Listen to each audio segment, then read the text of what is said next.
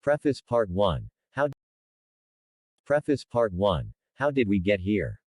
Once upon a time, before there was time, before this creation as we know it existed, there was an awareness, a conscious electromagnetic field which we will call unity. How unity came to be is the real mystery, one that we will probably never be sure of, but my gut feeling is that the conditions for life arose, and so life emerged and started to explore its nature. It began to have a lovely time experiencing itself. There was no time or space, just the infinite possibility of consciousness, a dream world that was completely real. Unity found that it could construct delightful stories and personalities. Worlds within itself, that it could submerge into and forget, for a while, that it was something other than the cast of characters that it itself had brought forth.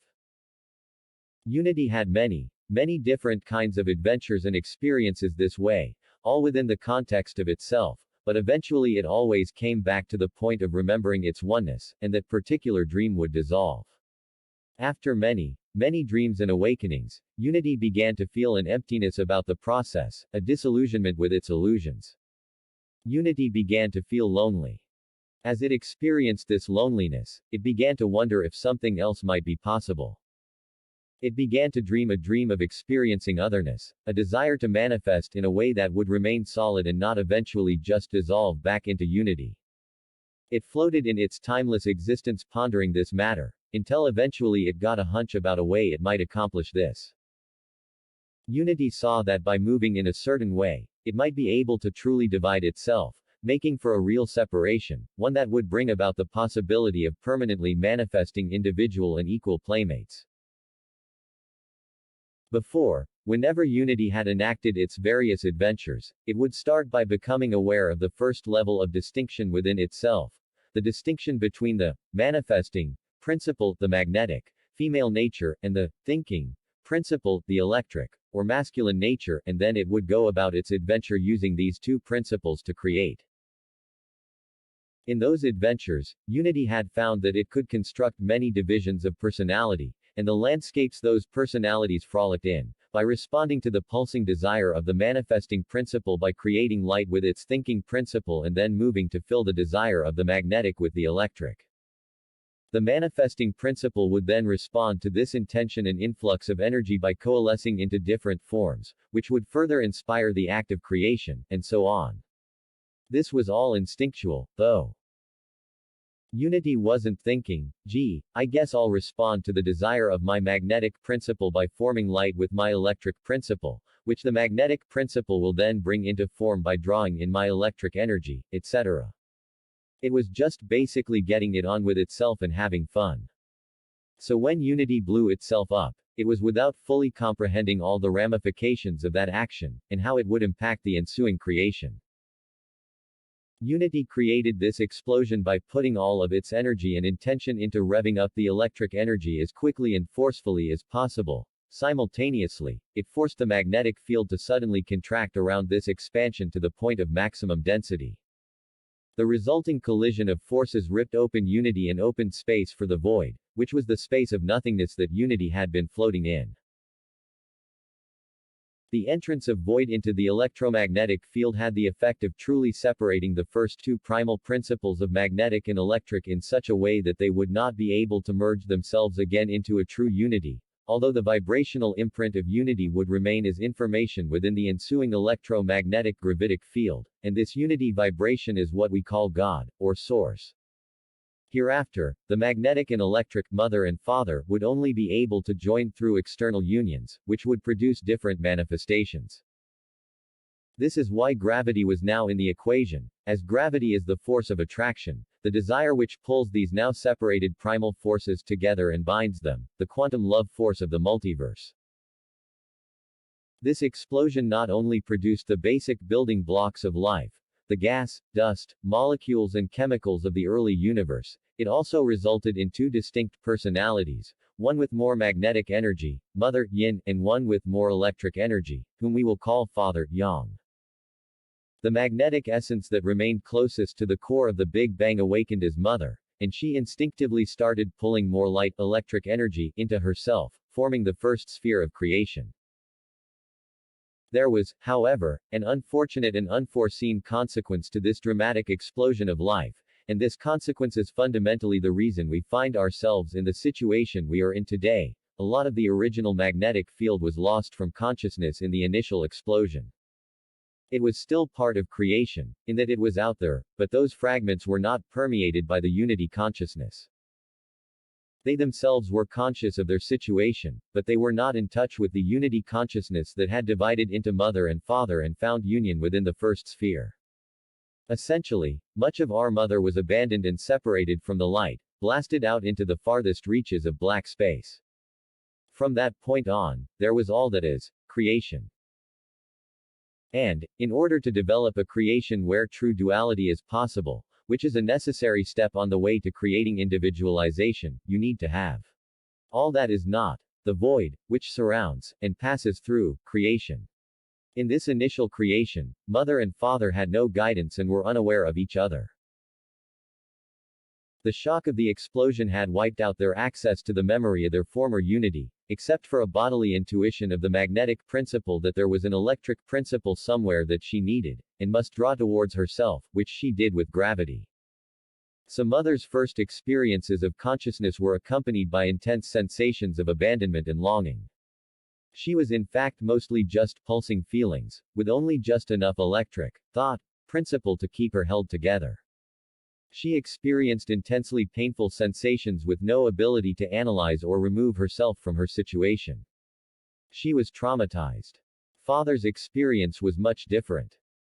He was formed of pretty much only thought, and though his energy animated all of the first sphere, his awareness was concentrated at the center and he had no felt sense of anything that might be outside this core. He was like a quick and bright ball of lightning, without the ability to feel much sensation at all, but filled with inspiration and an urge to explore his surroundings. Once mother had drawn enough light into her that she was able to start thinking about her situation, she intentionally moved towards that light she had been drawing in, and which she craved union with. But, having already experienced so much suffering in her relatively short existence, she was tentative, and hovered around the edges of where that light was brightest, gently probing the boundaries to see if it was safe. Father, having not experienced any real sensations at all up to this point, felt this hesitant, looming, magnetic essence as an unknown irritation, and he swatted at the uncomfortable feeling with a pulse of energy. Well, that felt fucking horrible for Mom. What was wrong with her? Why would the light she so desperately craved snub her like that? She was hurt, but she also knew she needed union with that light, and knew that the light needed union with her, even if he didn't know it. So she needed to figure out ways to make herself more attractive to him. She tried moving towards him in a more purposeful way, a warm, sinuous, throbbing way, a sexy way that pulsed and throbbed such to invite his electricity, which father felt compelled to move towards, drawn by this first feeling of desire. Thus was born the concept of sex. He decided to go towards that enticing feeling. He let himself move into that magnetic space almost completely, and it was a delicious, warm experience. Until he became frightened by the intensity of the feeling, which had become so vibrant that it seemed that he was now being overtaken, and swallowed up by something bigger and more powerful than himself. When this overwhelming feeling rose up, he quickly decided that he needed to find out what was happening, to get outside the situation, so that he could observe, so he separated off a piece of his energy. This aspect of personality that quickly departed in order to analyze the situation, fragmented off from the rest of father's essence, which was still deeply entwined with mother's magnetism. It went into the void, which was the only place an energy that had been instructed to separate itself from divinity could go. When this happened, father accidentally manifested a very dark aspect of the thinking principle, which we will refer to as Ahriman or simply evil, an entity that is only rational, cool and detached, who had been violently separated from the feminine nature. As a result of his traumatic fragmentation, Ahriman was splintered off with a deep hatred of the father and an even greater hatred and fear of the mother, and consequently he has done his best ever since to pervert, torture and destroy creation, which is her body. From the void, Ahriman began probing and prodding, reaching in to poke with his thought in a scientific manner at the magnetic essence which was enveloping father. As you can imagine, this felt cold, impersonal and very painful to Mother, who was in the midst of a delicious union which she had long craved, resulting in sexuality being imprinted with fear. She quickly retreated, having had her previous insecurity about the other reinforced. Father was intrigued now, though unable to forget the unutterable satisfaction of union with whatever that was. He pursued her. So began the courtship and evolution of our mother and father. I believe that every relationship struggle that has ever been experienced, be it with others or oneself, is the echo of imprinting, the energetic impressions that got woven into the fabric of the universe by the experiences of this first primal energetic couple, who had to basically fumble their way towards understanding, compassion and union, just like we do. They had fights and reconciliations, knew passion and despair, lived through struggle, elation, boredom, anger and love, just like we do. And along the way, they created a variety of new manifestations through their interactions, or put another way, they had kids.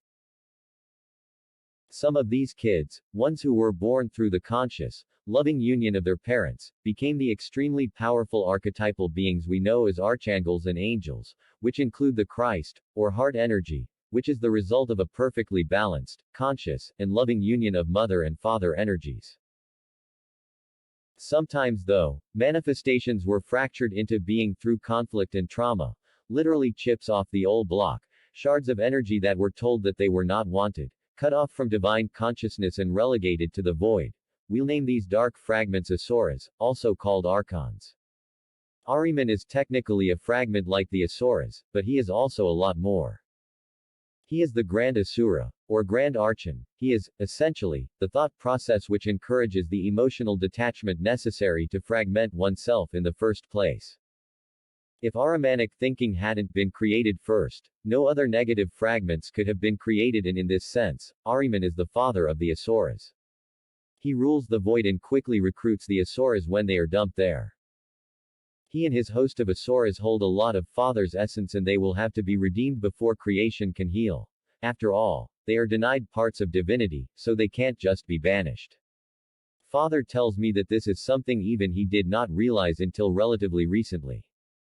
Now think back to how, in the original explosion, a lot of the magnetic essence, pieces of the divine feminine, were blasted into the farthest reaches of space. These pieces went into the space outside of unity consciousness, relegated to the ragged edges of creation that were closest in frequency to the void, with just enough electric energy to have a dim awareness of their helpless condition. They were blasted away further than the following expansion of mother-father consciousness, the energy field that forms the first sphere, could reach. We have come to call that first sphere, heaven, or the Godhead, the seventh density. Hell would be what those poor lost fragments of the feminine have suffered, floating near the void, prey to Asuras. There have been many expansions of divine consciousness since then, many reaches into that space outside of heaven, each an attempt to reach the lost parts of the mother by expanding at ever-increasing levels of density, meaning condensing frequency into lower and lower subdivisions, which means slowing the oscillation of the atomic and subatomic structures, which have resulted in the 7 densities, subdivisions of vibration within creation, though to be clear, these subdivisions are only imposed as a method of differentiating experience. In reality, creation is a indifferentiated bandwidth of frequency, from the fastest oscillations possible to the slowest. These densities vibrate at different frequencies, which can be represented by the 7 colors of the rainbow, the 7 chakra system, and also our 7-note diatonic scale. And again, though these gradations can be useful for understanding distinct qualities of vibration and experience, it is also useful to remember that this is a structure imposed on what is essentially a indifferentiated, unified whole. There are microtones in the diatonic scale, and there are infinite subtle gradations of color. We are, in our most essential form, rays of conscious light that shine out from the light of the Godhead, through the 7 densities, to the edge of creation. Of course, creation is infinitely regenerating, expanding and contracting, so there is no edge, at least in the way we would normally think of it, but there is a geography of sorts. Our Earth is in the region of the most recent expansion of mother-father consciousness, and it was in this universe that those lost parts of Mama finally got reunited with the Prime Creator pair, at least kind of. The expansion of consciousness that created this region of spacetime did manage to catch up with, and envelop, that lost magnetic essence, but she had been so deeply traumatized, and still had so much Asuric energy attached to her, that she could not simply merge with the light. And so it still is today. The third density gives us access to those pieces of Mother that have been lost since the beginning, and the densest, most cognizant piece of that feminine essence is the very spirit and soul of our own Mother Earth, Gaia. Because of this, the Earth is an energetic linchpin of creation, which is why what happens here in this time will have profound ripple effects throughout creation. Healing and love must be brought to her here at this level of density, so that she can renegotiate the trauma that she suffered in the beginning, and heal the wounds she has carried ever since. Once she is able to do this, it will enable the whole of creation to heal, via its interconnected, holographic nature.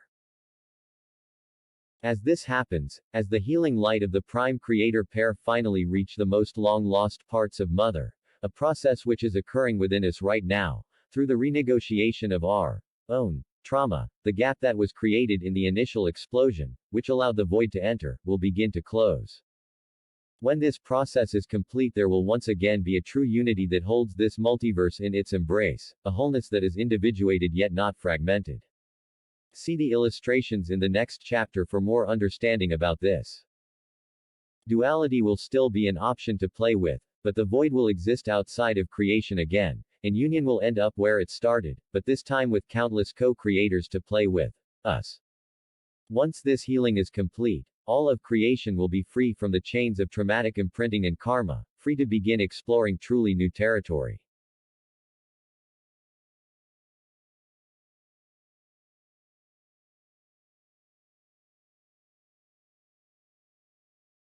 I'm certainly not the first to suggest that the foundation of reality is holographic and quantum in nature.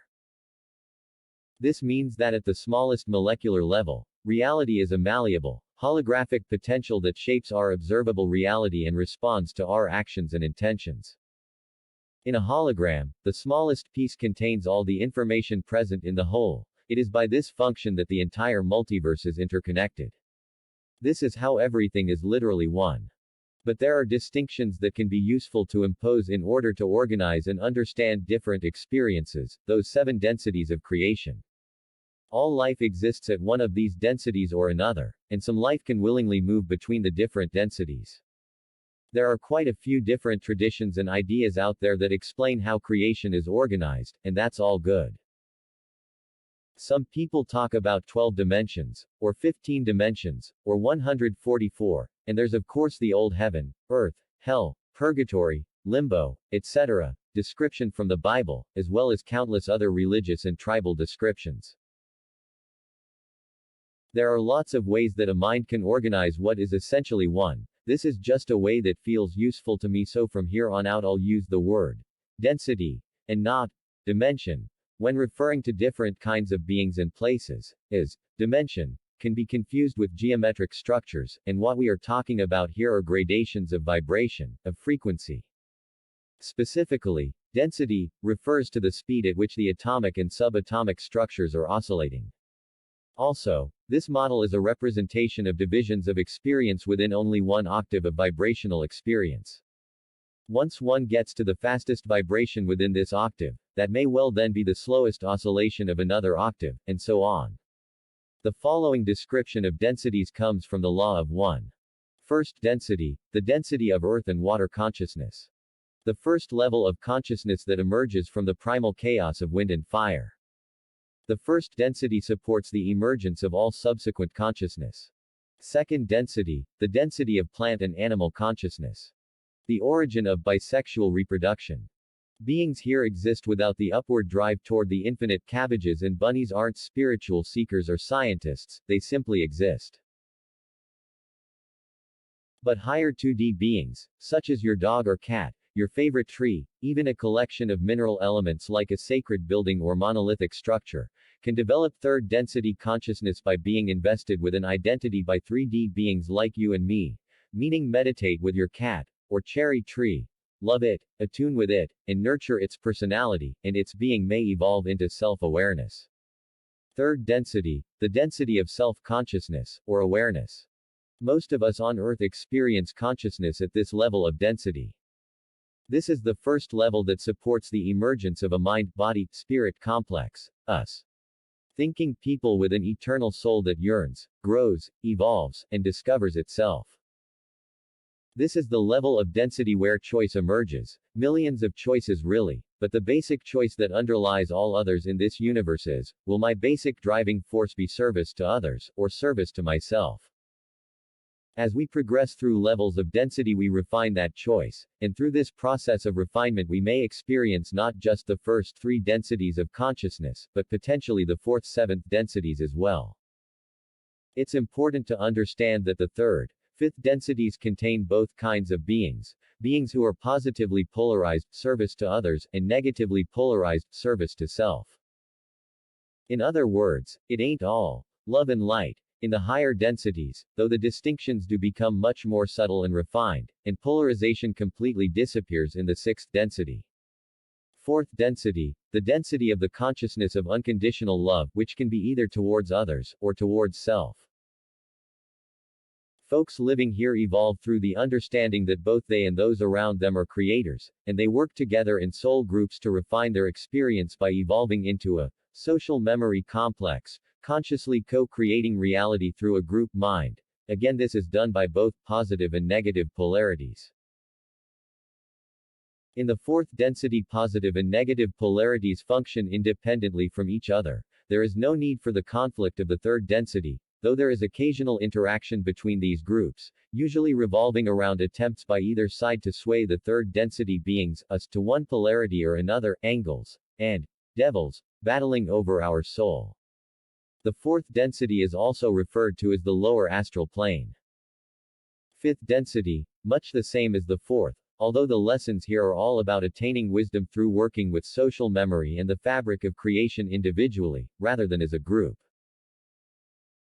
This is a place of intensification where, on the positive side of things, folks inclined towards service to others learn from sixth density teachers, becoming more and more wise as they work to send divine light to the rest of creation and to assist by sending communication through channels in the fourth and third densities.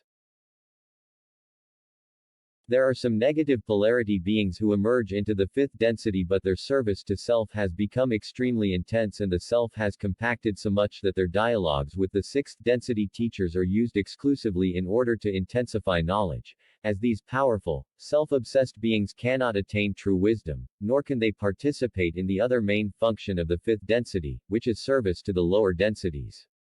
As in the fourth, the polarities here are independent of each other and do not clash. Sixth density, the density of unity consciousness. Here positive and negative are forced to come into union and take each other in, for there is no polarization possible in the sixth density. This is the realm where the love and light thing is actually true, for everything in this realm is expressed as a union of love-light, though there is still individuation and identity. This union is easy for the positive polarity to do, but the few negative polarity beings that manage to make it this far have a much harder time of it, for they simply cannot maintain their service to self-orientation at this vibration. Eventually they either abandon the negative polarity, or they choose to fall in consciousness back to where it's more comfy. This is the realm of the archangels, the guides and great teachers, the ascended masters who shine their light out into the other densities. Seventh density, union with Creator. No time, no identity, only oneness with all in an eternal present moment. Existing in all. The Godhead. All good vibes. Most folks who access this don't choose to stay indefinitely. After all, the whole point of this grand experiment is individuation within oneness, and the seventh density is just all oneness all the time, which can get boring. But it's a really nice place to vacation and recharge. Another really elemental thing to grasp is the shape of the multiverse. Reality is spherical in nature, the only difference being that the electromagnetic gravitic field of the multiverse is self-regenerating, resulting in a shape that is called a tube torus, Fig. 1. Fig. 1 tube torus. Since reality is holographic, all electromagnetic fields share this shape, including our own Fig. 2. Fig 2. Human energy field. The picture in Fig. 1 is still not quite correct though, in terms of the current structure of creation. You'll notice in Fig. 1 that everything is connected at the center and this is where we are headed, but not where we are now. We must remember the void. The initial explosion let the void enter into creation, resulting in a gap at the heart of the multiverse, like this. Fig. 3. Fig. 3. A gap in creation. Remember the many expansions of divine consciousness I was talking about in part 1 of this preface. These occurred because the prime creator pair achieved union in the Godhead, only to eventually look around and basically say, shit. There are parts of me missing. What the hell is this whole doing here? Each expansion has been an attempt to reach those missing pieces, and to close the void, for the void is only able to exist within this creation because of the essence that has been lost to it. Take the entire notion of divinity out of this for a second. This model still works just as a natural phenomenon, an organism in the process of healing, or a damaged electromagnetic gravitic field moving to correct itself and rebalance, electric impulses drawn towards the gravity of the magnetic essence far away. There have been many expansions, many universes, and none of them fixed the gap, although they weren't really failures because they resulted in the learning necessary to make this attempt, which is looking like it might actually work out. One of the reasons for this was because an evolution needed to occur in the understanding of how to work with essence that has been traumatized, which that first feminine essence is. That energy holds the original mother wound, the original trauma. The other big reason for these failed attempts is that whenever you expand bravely into the void, into the regions beyond established manifestation, you are venturing into extremely dangerous waters, for that is the territory ruled by Ahriman and his Asuras, who will do their damnedest to thwart any attempt to bring healing and light into their home. These demonic forces only act the way they do because they were made that way by being dumped into the void. They were created with the notion that they should not exist, and so they don't want anything else to exist either. In the meantime though, they can get a kind of high from absorbing the worst possible feelings.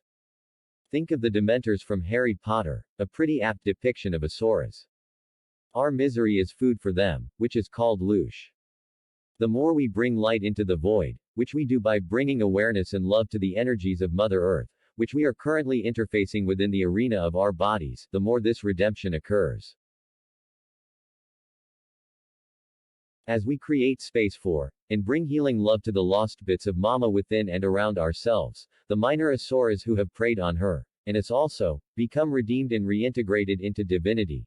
It's a different story with the very powerful Asuras and Ahriman though. They are going to be tricky to redeem, and it's possible they may opt to flee this multiverse entirely and go further into the void when the gap closes, rather than accept redemption, or they may be inexorably drawn into redemption and wholeness no matter what they desire. I'm not sure about this yet.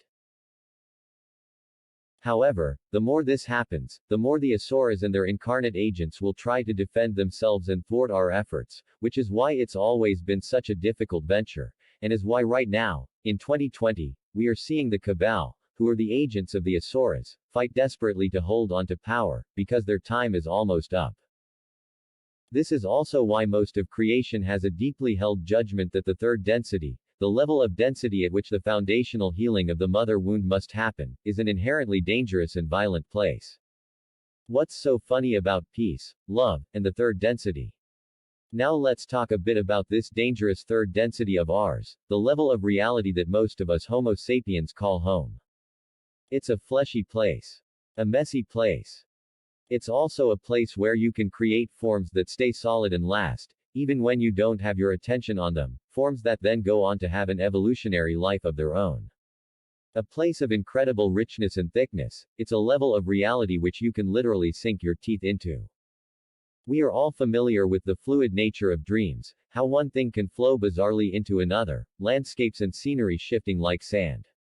That's how manifestation can be in the higher densities like 6D and 7D. Sure, you can create things by thought alone, but those things are then held together only by your thought, or by the collective thought of your soul group.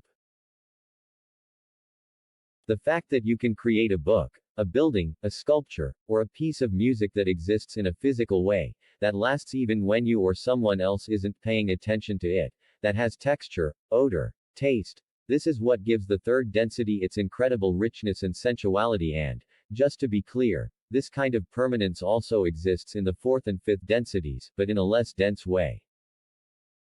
The fourth and fifth densities are still embodied densities, meaning that the beings who exist there have flesh and blood bodies, but they are more refined, and do not have the same kind of requirements as third density bodies, and are much longer lived.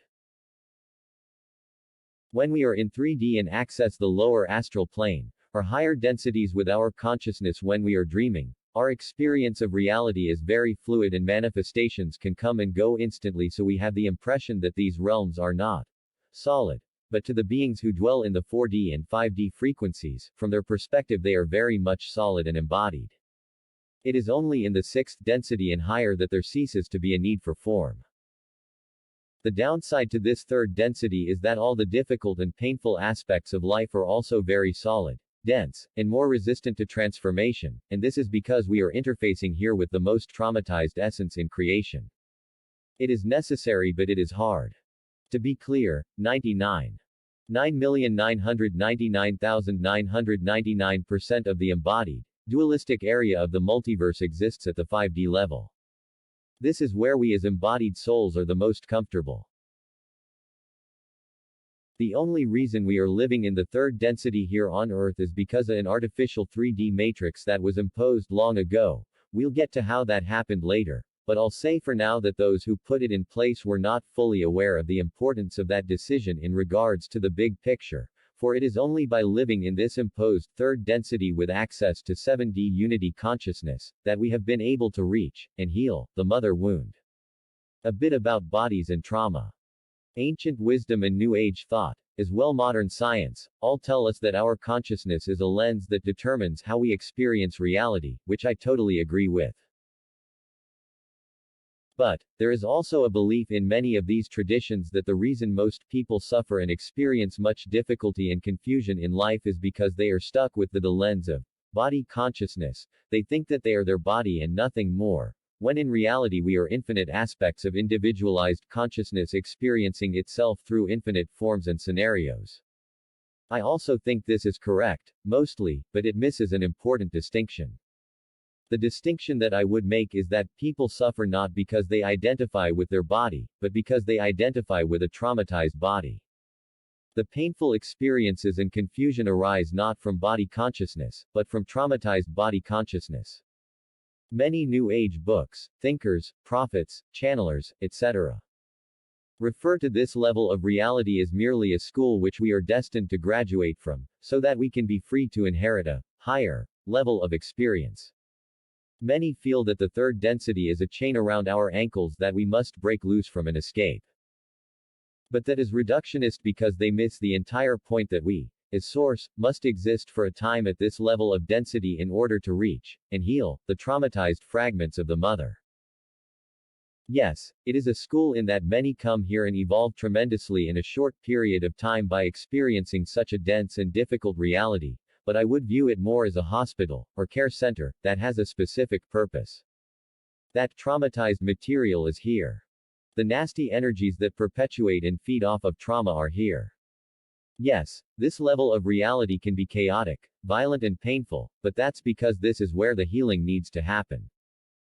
Those lost parts of the mother can only be reached and effectively healed by beings in the third density who can channel unity consciousness into those depths of hell. We are the ones interfacing with that trauma in a physical way, and as we say in my field, if you can feel it, you can heal it. Getting to know the inhabitants of our multiverse. One thing about living in an infinite, quantum, self-regenerating multiverse, there's room for all sorts of folks. First thing to know, this consensual reality which we experience, the world as we know it, only encompasses a sliver of what's going on. There are countless gradations of experience all around us that most of us cannot see or interact with.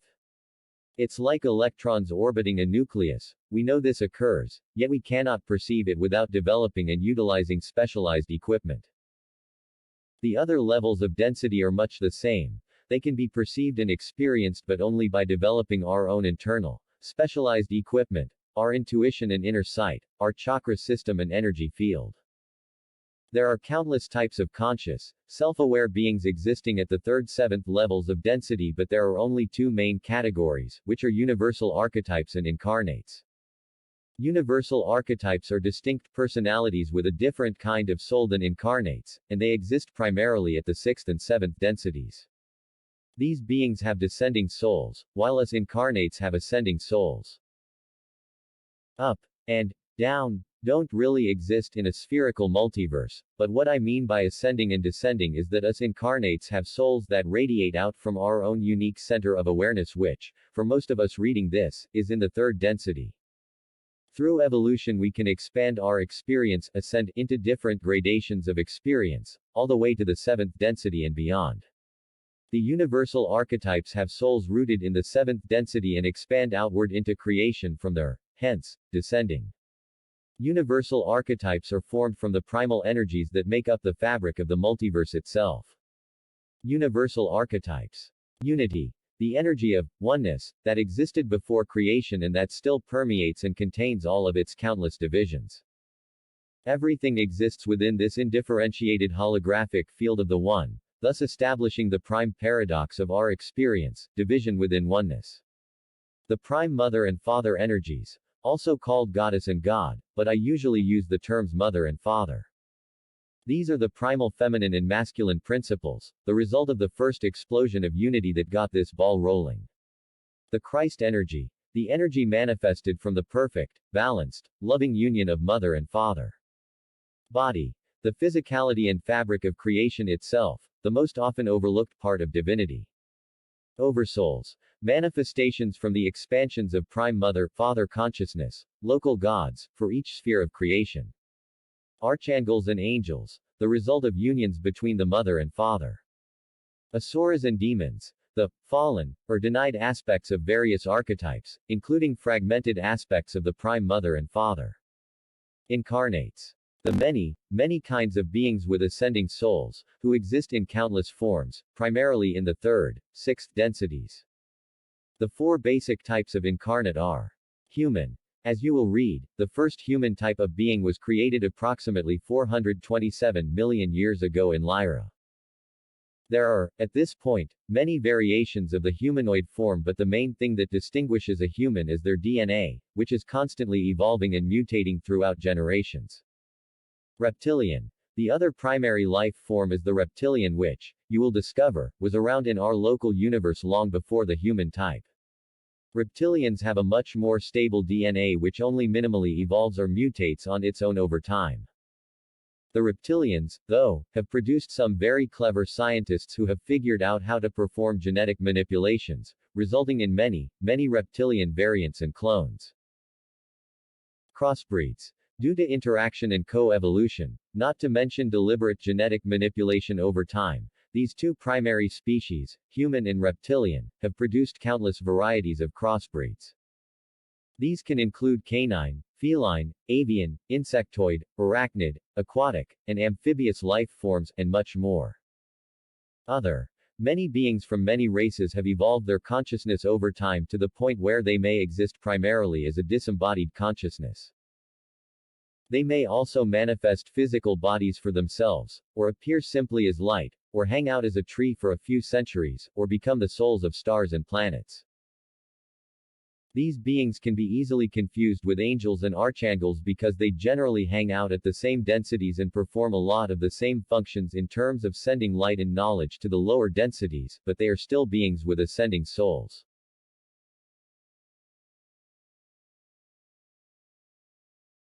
The Pa'atal. We're going to start with the beginning of our local universe. It is the outermost layer of this multi-density, infinitely regenerating, tube torus onion of a multiverse we live in. 75 billion years ago, our local universe was brought into manifestation by an expansion of mother-father consciousness. Please note that all dates are in Earth years and are, at this point in our story, very approximate. Closing parenthesis. The first inhabitants were a group of highly evolved souls from the next layer in, called, among other names, the Pa'atal, 6th density light beings who had volunteered for the task of shepherding the development of life in this brand spanking new region of spacetime. For billions of years they developed and nurtured galaxies, systems, suns and planets much like we would care for a garden, ensuring that they had the proper mix of primal elements to evolve in the direction these founders wanted. They would give gravitational nudges here and there if an orbit needed harmonizing, suck some energy out of an over-eager star, establish transport systems, wormholes, etc. This though was only the first and easiest part of their job. The tough part was engineering a DNA molecule that was capable of spontaneous evolution and mutation and that could still support 7D unity consciousness while in 3D form. The whole plan for our local universe, the purpose, was to create the conditions such that conscious life that could survive and remain in connection to Source, while embodied at the third level of density, the one we here on Earth are familiar with. This is important information for us to have today, because much of the New Age movement revolves around the idea that the third density is a prison we are destined to escape from, when in fact it's more of a hospital or care center that enables us to reach and heal the mother wound. See the preface for more on this if you haven't already read it. A dense, fleshy, individuated existence was the idea of creation from the get-go, although it was, as a whole, intended to be more malleable than it currently is on our planet. Most consciousness in the multiverse and in our local universe exits at fifth density and up.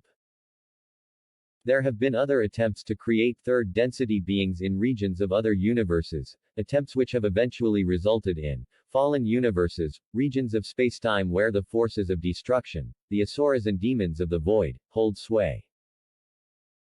This happened primarily because the DNA molecules used in those early attempts weren't sufficiently designed to handle higher density consciousness, resulting in total system breakdowns and fragmentation of consciousness, paving the way for the Asuric forces to come on in and do their dirty work. So the Pa'atal had their work cut out for them and they were determined to get it right. It took 9.25 billion years to develop a universe that could support third density lifeforms.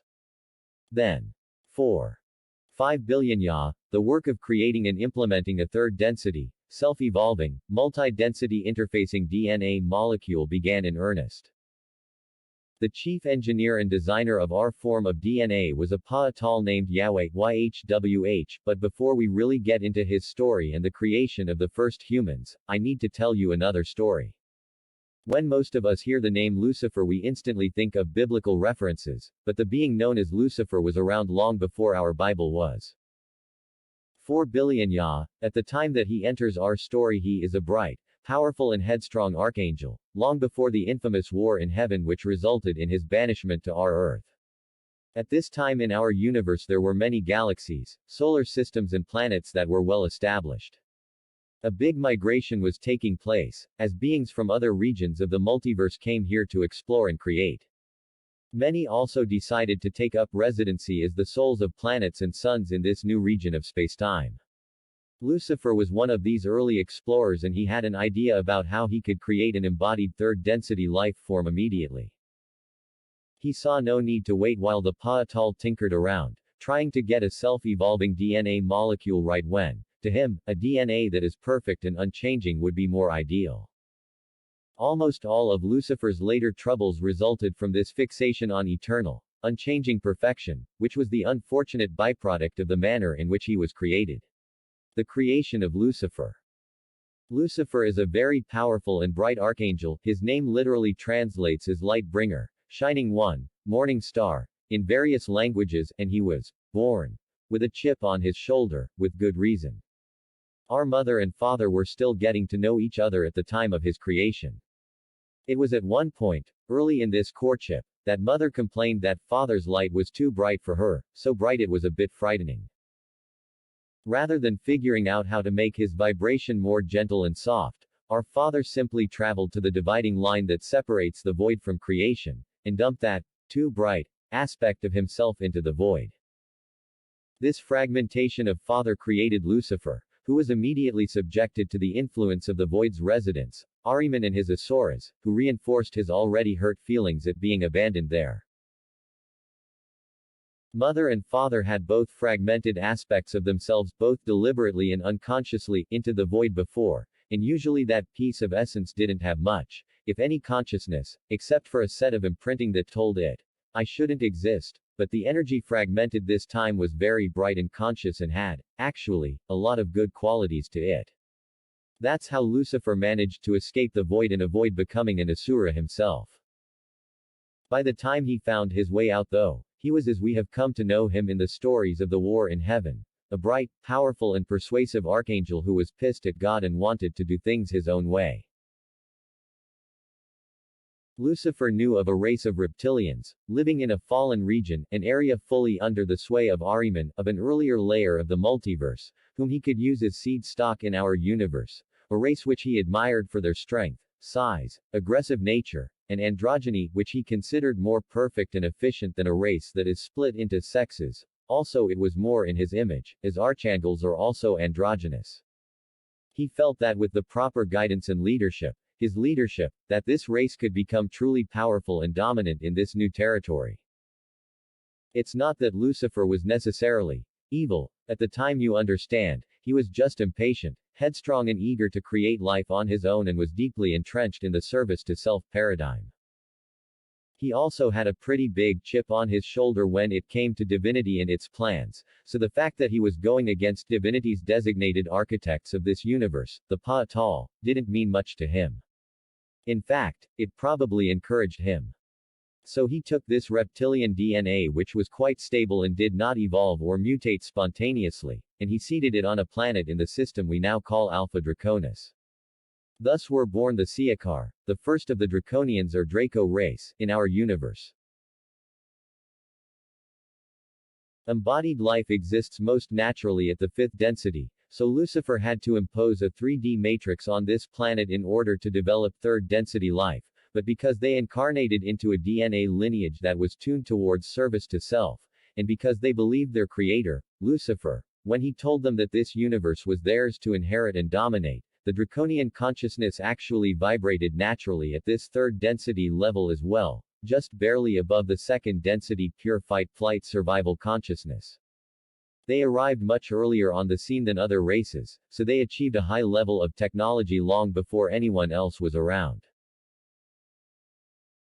So, once they started exploring space, they essentially took their own third density matrix experience with them wherever they went, because that was the frequency their consciousness was most comfortable experiencing, though it wasn't too long before they figured out how to access the lower fourth density as well, the astral plane, through technology, and that is the level of frequency where they tend to mostly hang out these days. By the time Yahweh and his friends got some human life going, the Siakar had already achieved interstellar travel. They were a race of self-serving, militaristic explorers, large and aggressive predators with no connection to love and unity consciousness. They would find that humans made tasty snacks. Around the same time that Lucifer was getting up to his tricks over in Alpha Draconis, 4 billion Yahweh and the Pa'atal were living on a gas and dust planet in the system Lyra. They were living 6th density at the time, so living on a gas planet wasn't a problem, but they decided to change their vibration to a 5th density state, and move to a 5th density planet in the system, in order to experience conditions that were closer to the state they were attempting to create life for.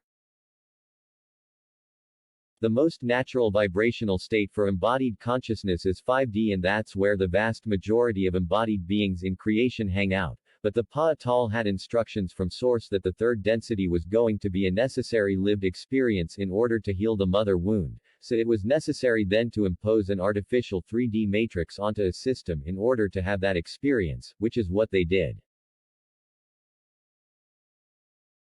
The bodies they formed to interact with the 3D matrix were not flesh and bone human bodies, they were physicalized light bodies made essentially out of plasma, which allowed them to interact with the 3D world, but for them the third density was too uncomfortable to sustain for long periods even in this form, so they took turns on missions, seeding the planet with the appropriate building blocks to develop the animal and plant kingdoms, for which they had already developed a working DNA molecule. This is the simple double helix DNA we are familiar with today. Their final goal was to create a DNA molecule that could allow for high-frequency consciousness to exist at the flesh and bone 3D level, and for that they needed something much more complex, a 12-strand DNA molecule. So they settled into their new home, laboratory, and gave the planet the name E. Din. A note. All human beings have the potential to have 12-strand DNA. This is why scientists today identify our DNA as 2-strand, with 10 junk strands, that they don't understand the function of. These junk strands are actually just dormant and can be awakened through consciousness. It would take Yahweh and his scientists about 3.5 billion years to achieve their goal. Why so long? First, you have to understand that these folks didn't experience time in the same way we do. Being immortal tends to give one a longer perspective and quite a bit of patience, plus they could pop into other levels of density where time moved very differently, or where there was no time at all. Also, these experiments needed millions of years to play out.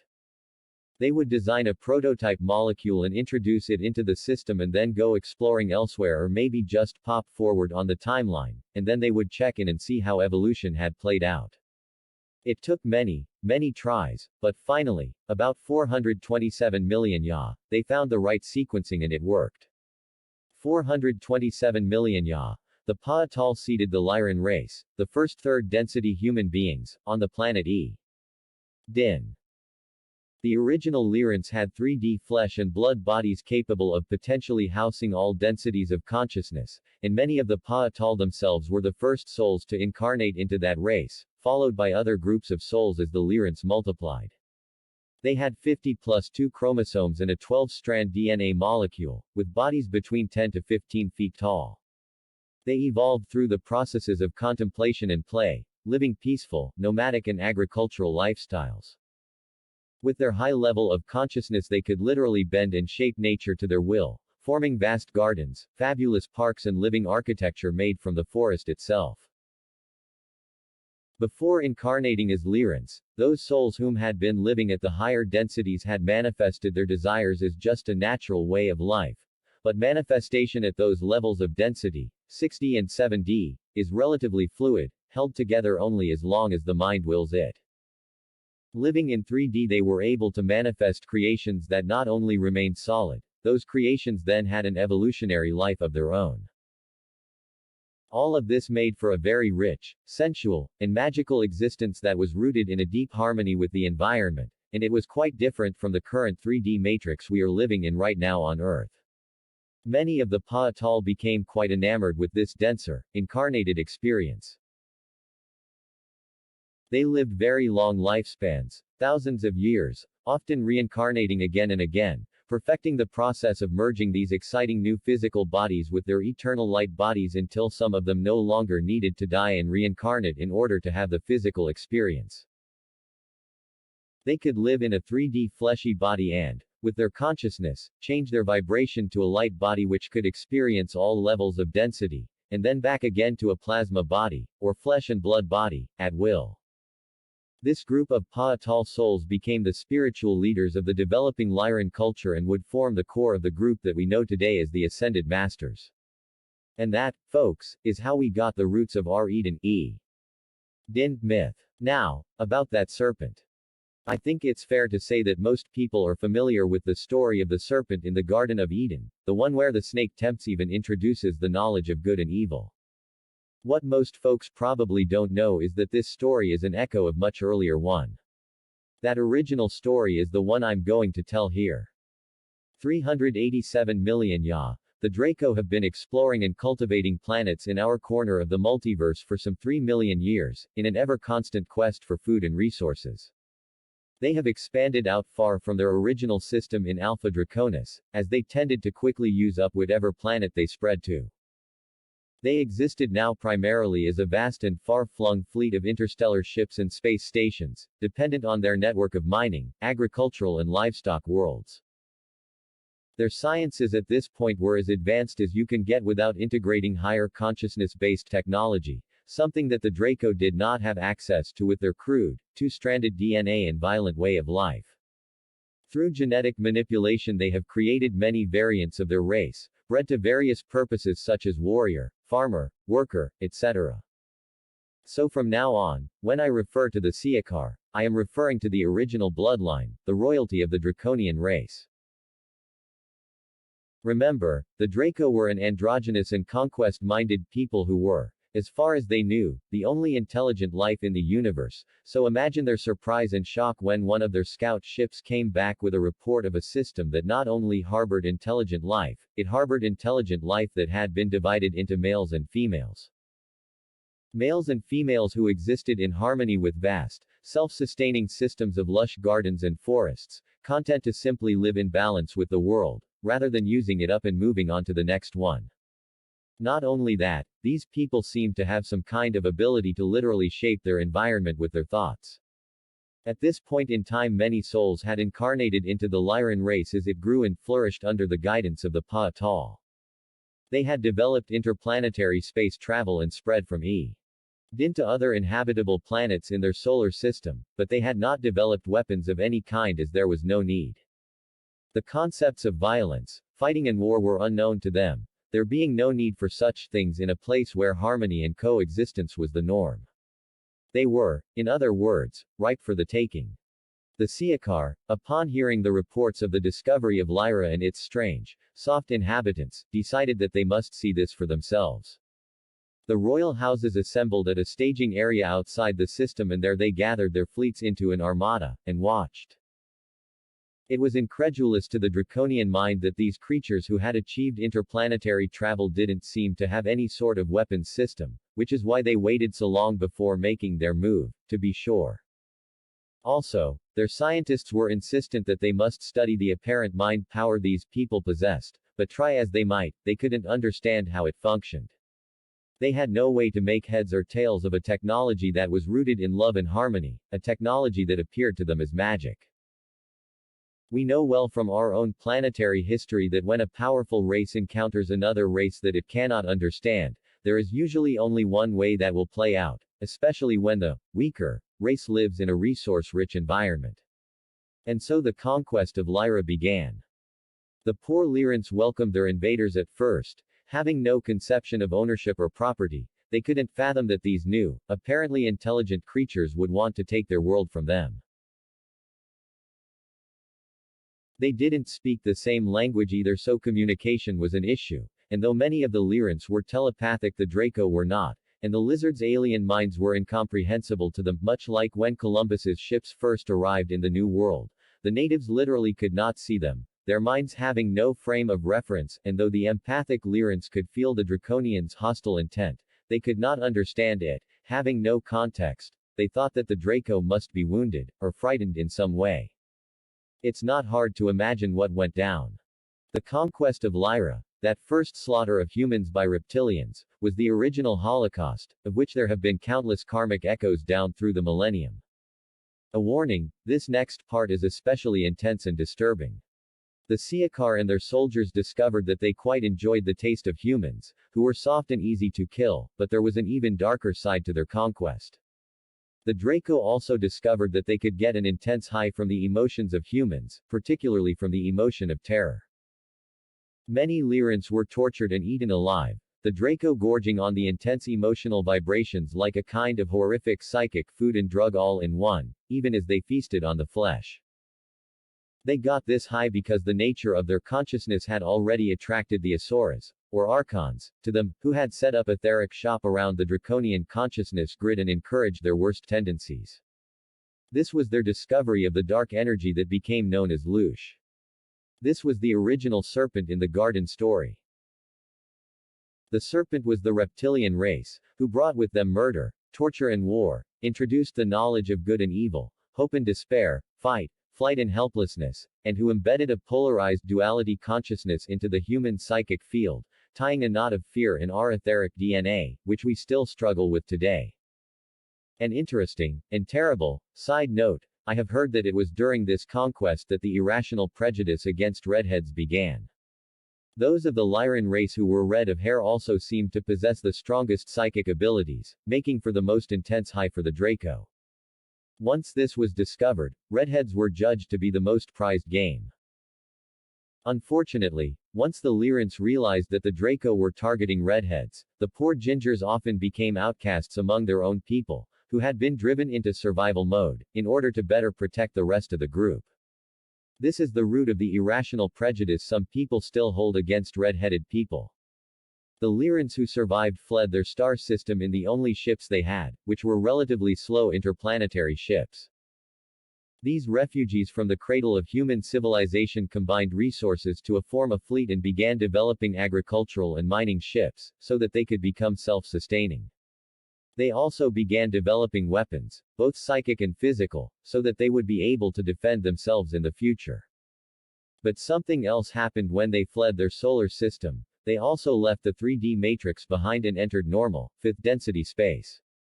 This was quite a relief for most, as the fifth-density frequencies helped them heal their trauma. When this happened though, an imprint in human consciousness was formed that said that the third density is inherently violent and dangerous, and that such 3D matrices were prisons. From that point on, until a group of Pleiadians imposed a third density matrix on our own Earth much later, to function as a prison for their defeated reptilian foes in the Maledeck Mars War. All human civilizations have been fifth density, and the 99,999% of our current embodied level of creation still is. I'm a big fan of the show Battlestar Galactica, both the old one and the new. As a kid I watched the 1970s version and I deeply resonated with the story of a fleet of human refugees in search of a new home, fleeing from their old one which had been devastated by a viscous, unfeeling enemy. This is pretty much what happened for the folks from Lyra, at least at first. These refugees from the cradle of human life were able to escape their conquered home solar system, though they stayed within the local star cluster for some time. Over eons this fleet became fleets, hundreds of colonizing armadas that spread across the Milky Way. Eventually the Lyran scientists, with assistance from the ascended masters who dwelt among the Lyrans as guides and teachers, were able to develop interdensity electromagnetic gravitic drives, which enabled the colonists to spread out into other galaxies and beyond, into the larger multiverse. Over the next hundreds of millions of years they would develop into the civilizations of Vega, Orion, Sirius, the Pleiades, Tau Ceti, Andromeda, Alpha Centauri, and countless others. Some people became not only more technologically advanced, they also developed their consciousness to the point that they no longer needed external technology and could travel in their light bodies. They formed communities at finer levels of density like 6D, favoring gas planets which appear quite different at the higher levels of density for their civilizations. One group though, opted to settle closer to their original home, on a planet that orbited a sun within the local star cluster. These were the souls that had been the most deeply traumatized by the slaughter of their people and couldn't long endure the hardships of a life of space travel. They developed tribal societies with strict taboos against developing any technology more advanced than handcrafted items. It would be hundreds of millions of years before they developed interstellar travel, and by the time they did, this branch of the ancient Lyrans had evolved into a race with feline features. Side note, all felines that live on our planet originated in the Lyran system. By the time that all of the children of Lyra had reached their respective planets and developed into distinct races and civilizations with different levels of technology and consciousness, many had forgotten about each other and about their common ancestral history. Those that settled soonest though, they remembered in myth and song their time in the Garden of Eden and how they were put to flight by the invading serpent. The only ones who remembered the details of what really happened were those whom had already fully developed and integrated their light bodies at the time of the invasion, the ascended masters, the souls of the Pa'atal, the architects of our corner of the multiverse. Many of them stayed with the ships and the newly settled planets as teachers and spiritual advisors, some incarnated into various developing races, while others journeyed throughout the universe and explored new stars and planets, including our own. They found Earth to be a jewel of a planet and delighted in its ecosystems, but they also found that it had already been discovered by another race, the Draco. This is just one article in a long publication that details historical events in our multiverse, galaxy, and on our planet that are relevant to our current situation. To go to the main publication page, click here and scroll to the bottom to start at the beginning. 365. 3. Spirituality. Extraterrestrial life. Ancient history. Bible storytelling. 365. 3. Seth. A history of the multiverse. Follow. Written by Seth. 801 followers. Editor 4. A History of the Multiverse. Intergalactic Trauma Specialist. More from Seth in A History of the Multiverse. Chapter 5, Part 1. The Golden Age of Atlantis and MU. Seth. In A History of the Multiverse. Chapter 5, Part 1. The Golden Age of Atlantis and MU. 75,000 Ya. This time on Earth was the age of the highest peak of civilization so far experienced on our planet. A time of technologies far. 9 minutes read. August 31, 2017. 345. Chapter 3, Part 2. The War in Heaven, the Corruption of Utopia, and the Maledeck Mars War. Seth. In A History of the Multiverse. Chapter 3, Part 2. The War in Heaven, the Corruption of Utopia, and the Maledeck Mars War. In order to understand the war in heaven, we first have to establish both what is meant by heaven, and who and what the principal players. The Draco fleet was always on the move. Always expanding. They were ceaselessly searching for new planets to turn into the vast farms and mining colonies that they needed to feed their race, and to build and maintain ships, weapons, and all the rest of their enormous infrastructure. 365 million Ya. Two Draco brothers, piloting a scout ship of the reptilian fleet, stumbled across our very own Earth. They determined that our Earth would be a very good candidate for a livestock planet. It had enough carbon dioxide in the atmosphere to be livable for their race, although the Siakar would do a few things later on to pump these levels up, and it was in a rich, primordial state where there was currently no competition, or existing predators to prey on their livestock. There was one problem though, there was no tidal system, something that is crucial for the rapid evolution of life.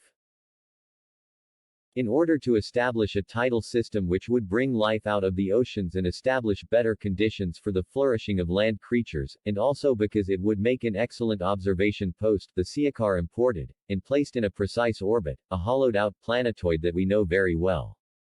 The more modern science learns about the moon, the less they can explain its existence. There are various theories in the mainstream, all of which are fraught with holes, none of which can explain all the strange things observed about the moon. Among the various baffling facts are these. The moon is much bigger than it should be. With a diameter that is 27% the size of the Earth, it is far bigger than any other observable planetary satellite in our solar system, the biggest of which is only 5% the size of its parent planet. The moon is much lighter than it should be, given its size. The mathematics of the placement of the moon, in relationship to the Earth and Sun, are fantastically precise. It is placed in exactly the perfect place to help sustain life through its influence on the tides, and the fact that it is the perfect size to completely eclipse the Sun is a mathematical impossibility unless you factor in intelligent design.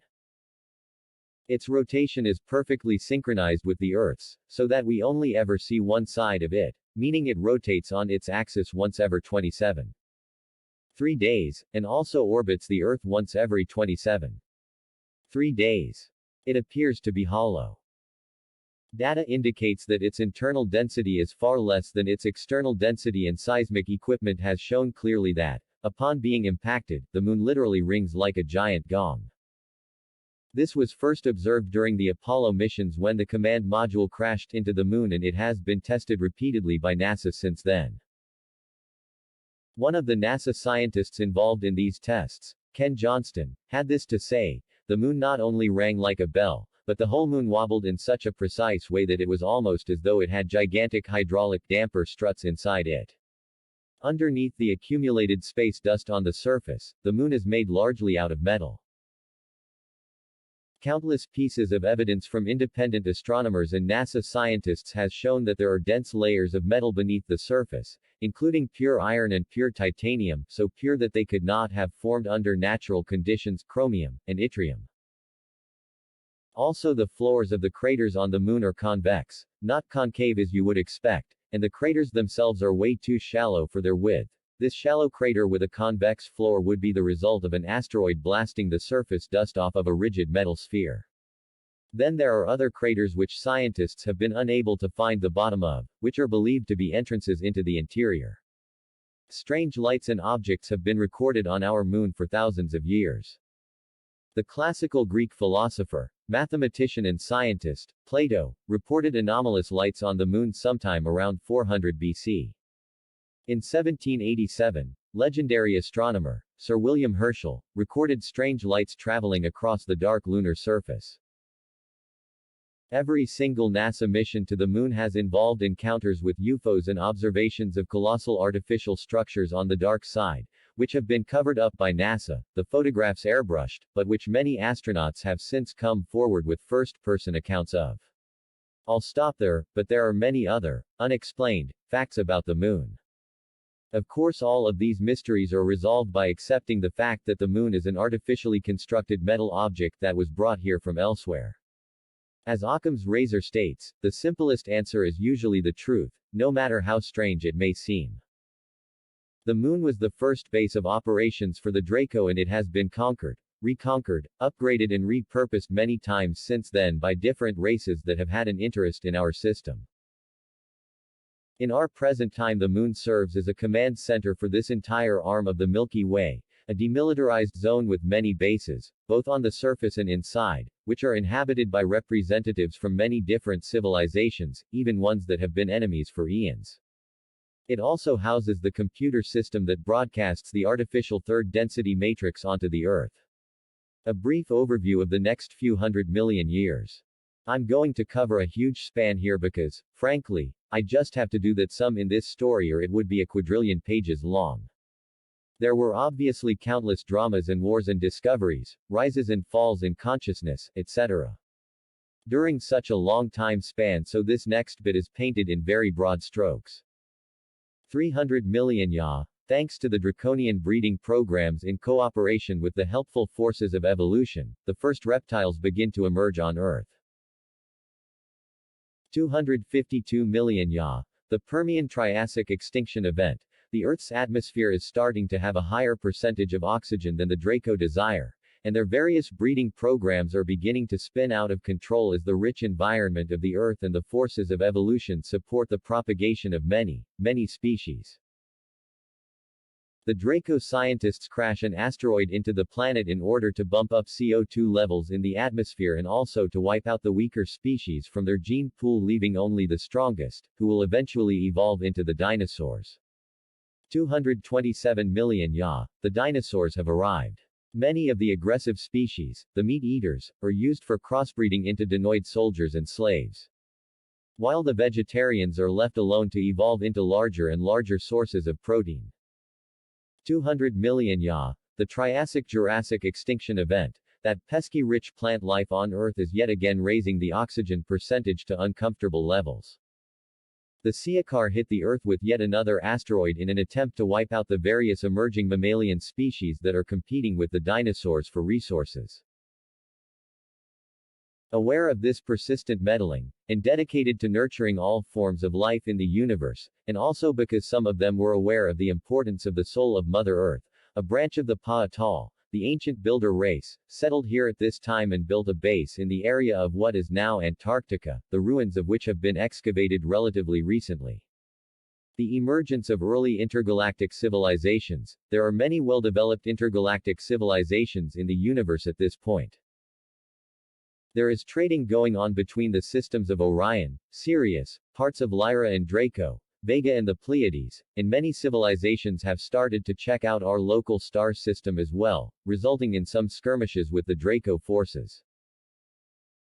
Those early colonists in Lyra, who had shunned technology and formed more primitive tribal societies, as well as other races that had developed unaware of their galactic neighbors, are generally left alone by the more advanced civilizations who, for the most part, follow a policy of non-intervention. However, some of these worlds were taken over by reptilian factions who had no such scruples. The populations of these unfortunate worlds were enslaved and experimented on with genetic manipulation, much like the situation on our own world. All this diversity and evolution coupled with the genetic manipulation programs of the Draco has resulted in a profusion of breeds and cross-breeds, a cornucopia of races in the universe: human, reptilian, canine, avian, feline, amphibious, insectoid, and more. Not to mention the various races that have evolved in their consciousness to the point that they don't use any sort of physical body and exist simply as a union of love-light. Most of the reptilian races and sub-races who are not traveling through space live in or around Draco, Orion and Sirius, though they have many, many colonies and farm worlds all across the universe, including Earth. Most are still androgynous, yet because of the emergence of such incredible genetic variation some are now sexed. Most are still self-serving and aggressive, but some have DNA that has been altered enough to enable them to develop spiritually and are neutral, or even benevolent. The Alpha Draconis branch in particular have evolved quite a bit, and many have increased their vibration to a 5D state and joined in brotherhood with other 5D races. From 200 million years ago to about 22 million years ago, our universe was, in general, a place of thriving development in culture, arts, trade, science and spirituality. In a time span that vast there were, of course, countless ups and downs, wars, atrocities, and struggles, but you could say that the overall trend was one relative peace. This is just one article in a long publication that details historical events in our multiverse, galaxy, and on our planet that are relevant to our current situation. To go to the main publication page, click here and scroll to the bottom to start at the beginning.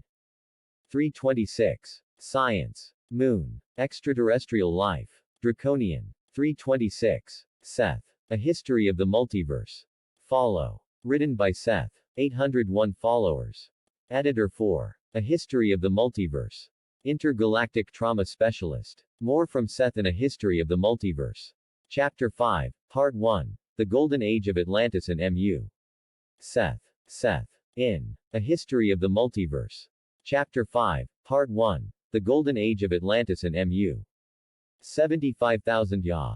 This time on Earth was the age of the highest peak of civilization so far experienced on our planet. A time of technologies far. 9 minutes read.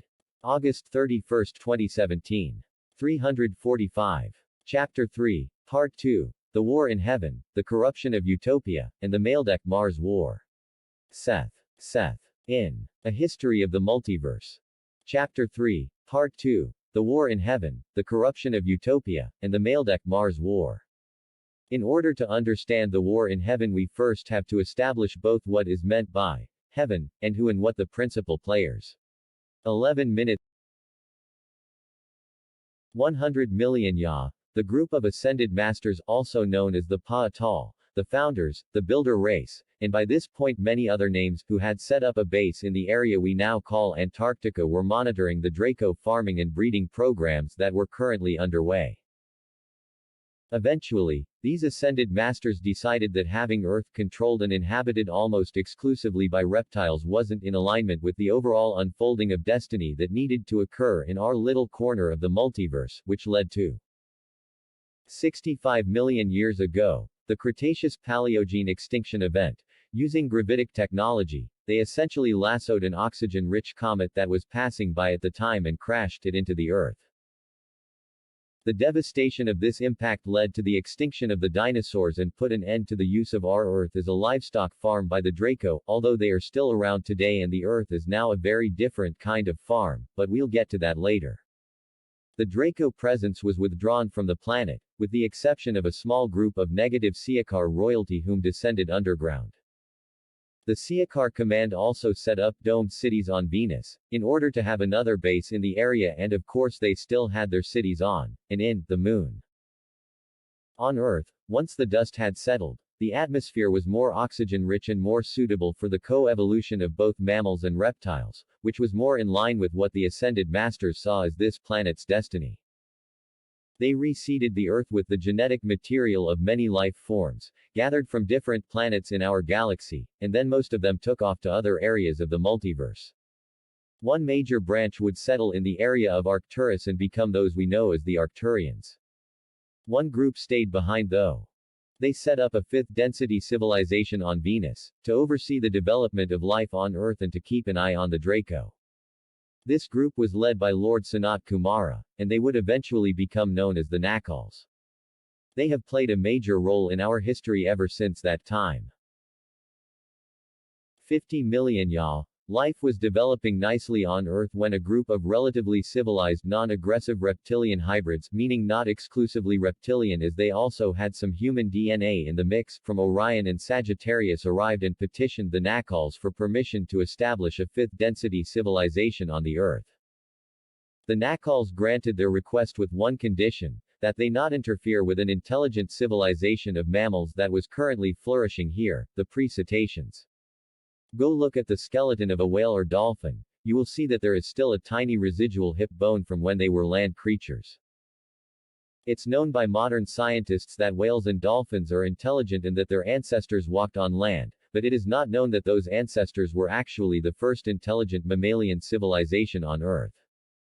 That race, the pre-cetaceans, would have a long peaceful co-evolution, and then struggle, and then eventually war, with this new group of settlers.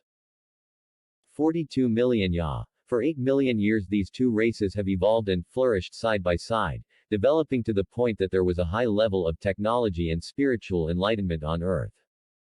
The pre-cetaceans lived close to the Earth, focusing on an agricultural lifestyle and working on evolving their spiritual and psychic abilities. The reptoids were more interested in technology and the two cultures traded to mutual advantage. The technological advancements of the reptoids made for increased efficiency in the pre-cetaceans' farming practices, and the reptoids received food and also lessons in spiritual development for those few of that race that were so inclined. All was going along quite well for a long time, but eventually that old enemy of the mammalian form, the race of pure-blooded negative Siakar, who had gone into a long hibernation underground, woke up, and they didn't like what they saw happening on the world above. They began to make contact with their reptoid cousins on the surface and did their best to sow seeds of resentment towards the pre-cetaceans, resentment that the reptoids were predisposed towards anyway, due to their genetic heritage. The reptoids had always been subconsciously envious of, and sometimes outwardly hostile towards the pre-cetaceans' proficiency with psychic abilities, a proficiency that some of the reptoids did manage to develop, but only a very few. It took a long time, but eventually the Siakar poisoned the culture of the reptoid civilization to the point that they began to mistrust, and then turn on the pre-cetaceans. Eventually this friction led to war between the two groups, or rather, it would have led to war, if the pre-cetaceans had not preempted it. The more advanced beings among that race, the leaders who had developed the ability to step outside of the stream of time and see the past and probable future, saw this coming long before it actually happened, and they had set their course in motion thousands of years before the war actually began. They selected a portion of their race to begin undergoing gene mutation, evolving rapidly into a species that could live in the oceans of the Earth, so that their presence on the planet could be maintained after the inevitable conflict which they foresaw. When the reptoids launched their attack, even though they were a much more aggressive and technologically advanced race, they really didn't stand a chance. Even nuclear and scalar weapons, both of which the reptoids possessed, were no match for the power of the pre-cetacean consciousness, a group mind that could manipulate matter itself. The ocean-dwelling pre-cetaceans were well established at this point, so when the reptoids attacked, the land-dwelling pre-cetaceans took to their interstellar ships, the technology for which had been, ironically, developed alongside the reptoids in more peaceful times. Once the pre-cetacean race was off-planet with their cousins safely underwater, they used their group mind to penetrate the reptoids' incredibly powerful fusion reactors. A little mental nudge is all that was required to implode the reactors, resulting in nuclear explosions that decimated 98% of the reptoid population. The 2% who survived fled to Maldek, also called Tiamat, a planet that used to be part of our solar system but which now is our asteroid belt. Not a very spiritually advanced choice on the part of the supposedly evolved pre-cetaceans, you might say. But here is a hard truth. Even those who have progressed to advanced states of consciousness, when confronted with either the destruction of their race or another, will often choose self-preservation. Besides, there was more at stake than their own survival. There was the Earth herself to think about. The pre-cetaceans might still have chosen simply to flee. Many were in favor of that, but if they had fled they would have left the planet in the claws of the increasingly aggressive reptoids, who might very well have recommenced terraforming operations, working to once again make the atmosphere suitable only to the flourishing of reptiles, which was not in alignment with the destiny of Earth. The wise ones of the pre-Cetaceans looked down many time streams and consulted with Lord Sanat Kumara and the Nakals on Venus, and in the end all were in agreement that this path was the one that would lead to the best possible outcome for the most beings. When you have only hard choices, you have to sometimes choose the best hard choice. Now that they had rid the Earth of the aggressive, war-minded reptilians, mostly that is, the ones underground, were still alive and kicking, the pre-Cetaceans, now the Cetaceans, could establish a safe haven for the flourishing of their offspring, who would become our present-day whales and dolphins, who still perform a very important service for our planet. Their group consciousness has held the memory of our Earth since that time, and they have preserved that genetic memory though times when our planet's consciousness field has collapsed, resulting in a total wiping out of the planet's Akashic memory banks, the information of all lives ever lived on a particular planet, stored in that planet's electromagnetic gravitic field. Whales and dolphins act as an external hard drive. From time to time when our Earth's memory banks have been corrupted or wiped out, the Cetaceans have been there to upload the backup. This is just one article in a long publication that details historical events in our multiverse, galaxy, and on our planet that are relevant to our current situation. To go to the main publication page, click here and scroll to the bottom to start at the beginning.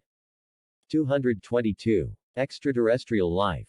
Ancient history. Cetaceans. Reptoids. 222. Seth. A history of the multiverse.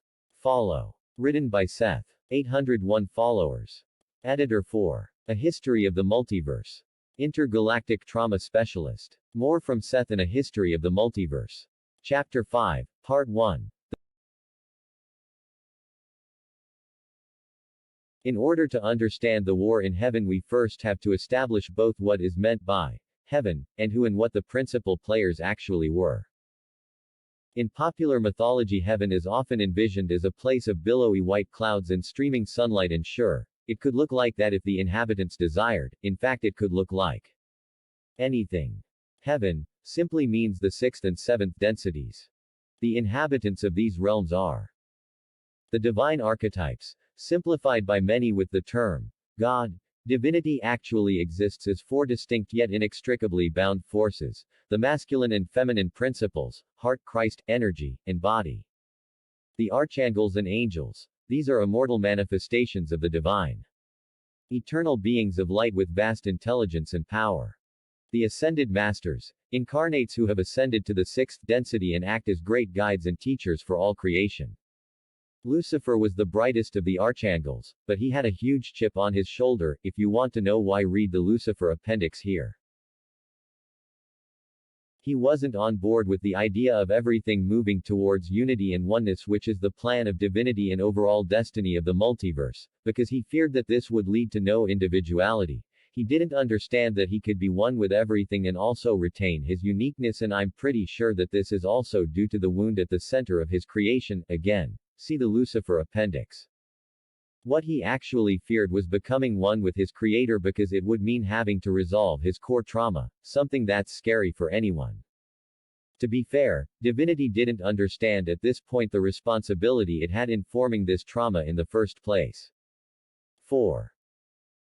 5 millennia. This conflict reached a head and erupted into the war in heaven, with Lucifer and the host of angels he had managed to persuade, about 1/3 of them, on one side, and Archangel Michael leading the rest of the heavenly forces against him.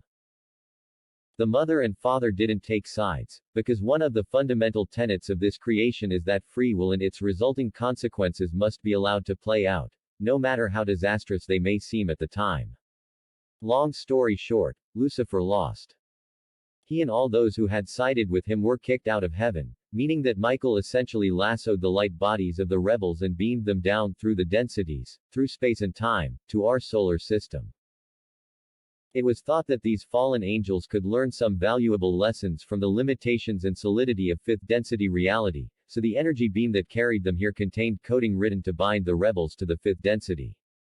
It worked with the angels. They were locked into the fifth density as monstrous, rocky creatures. But Lucifer was an archangel, possessing more energy than the lesser angels. He was able to take strength from the earth and form a shield that broke and deflected the beam. He was able to deflect enough coating that he retained some of his psychic and interdensity abilities, and he was able to manifest a body for himself, incarnate into a body, or to simply exist as conscious energy.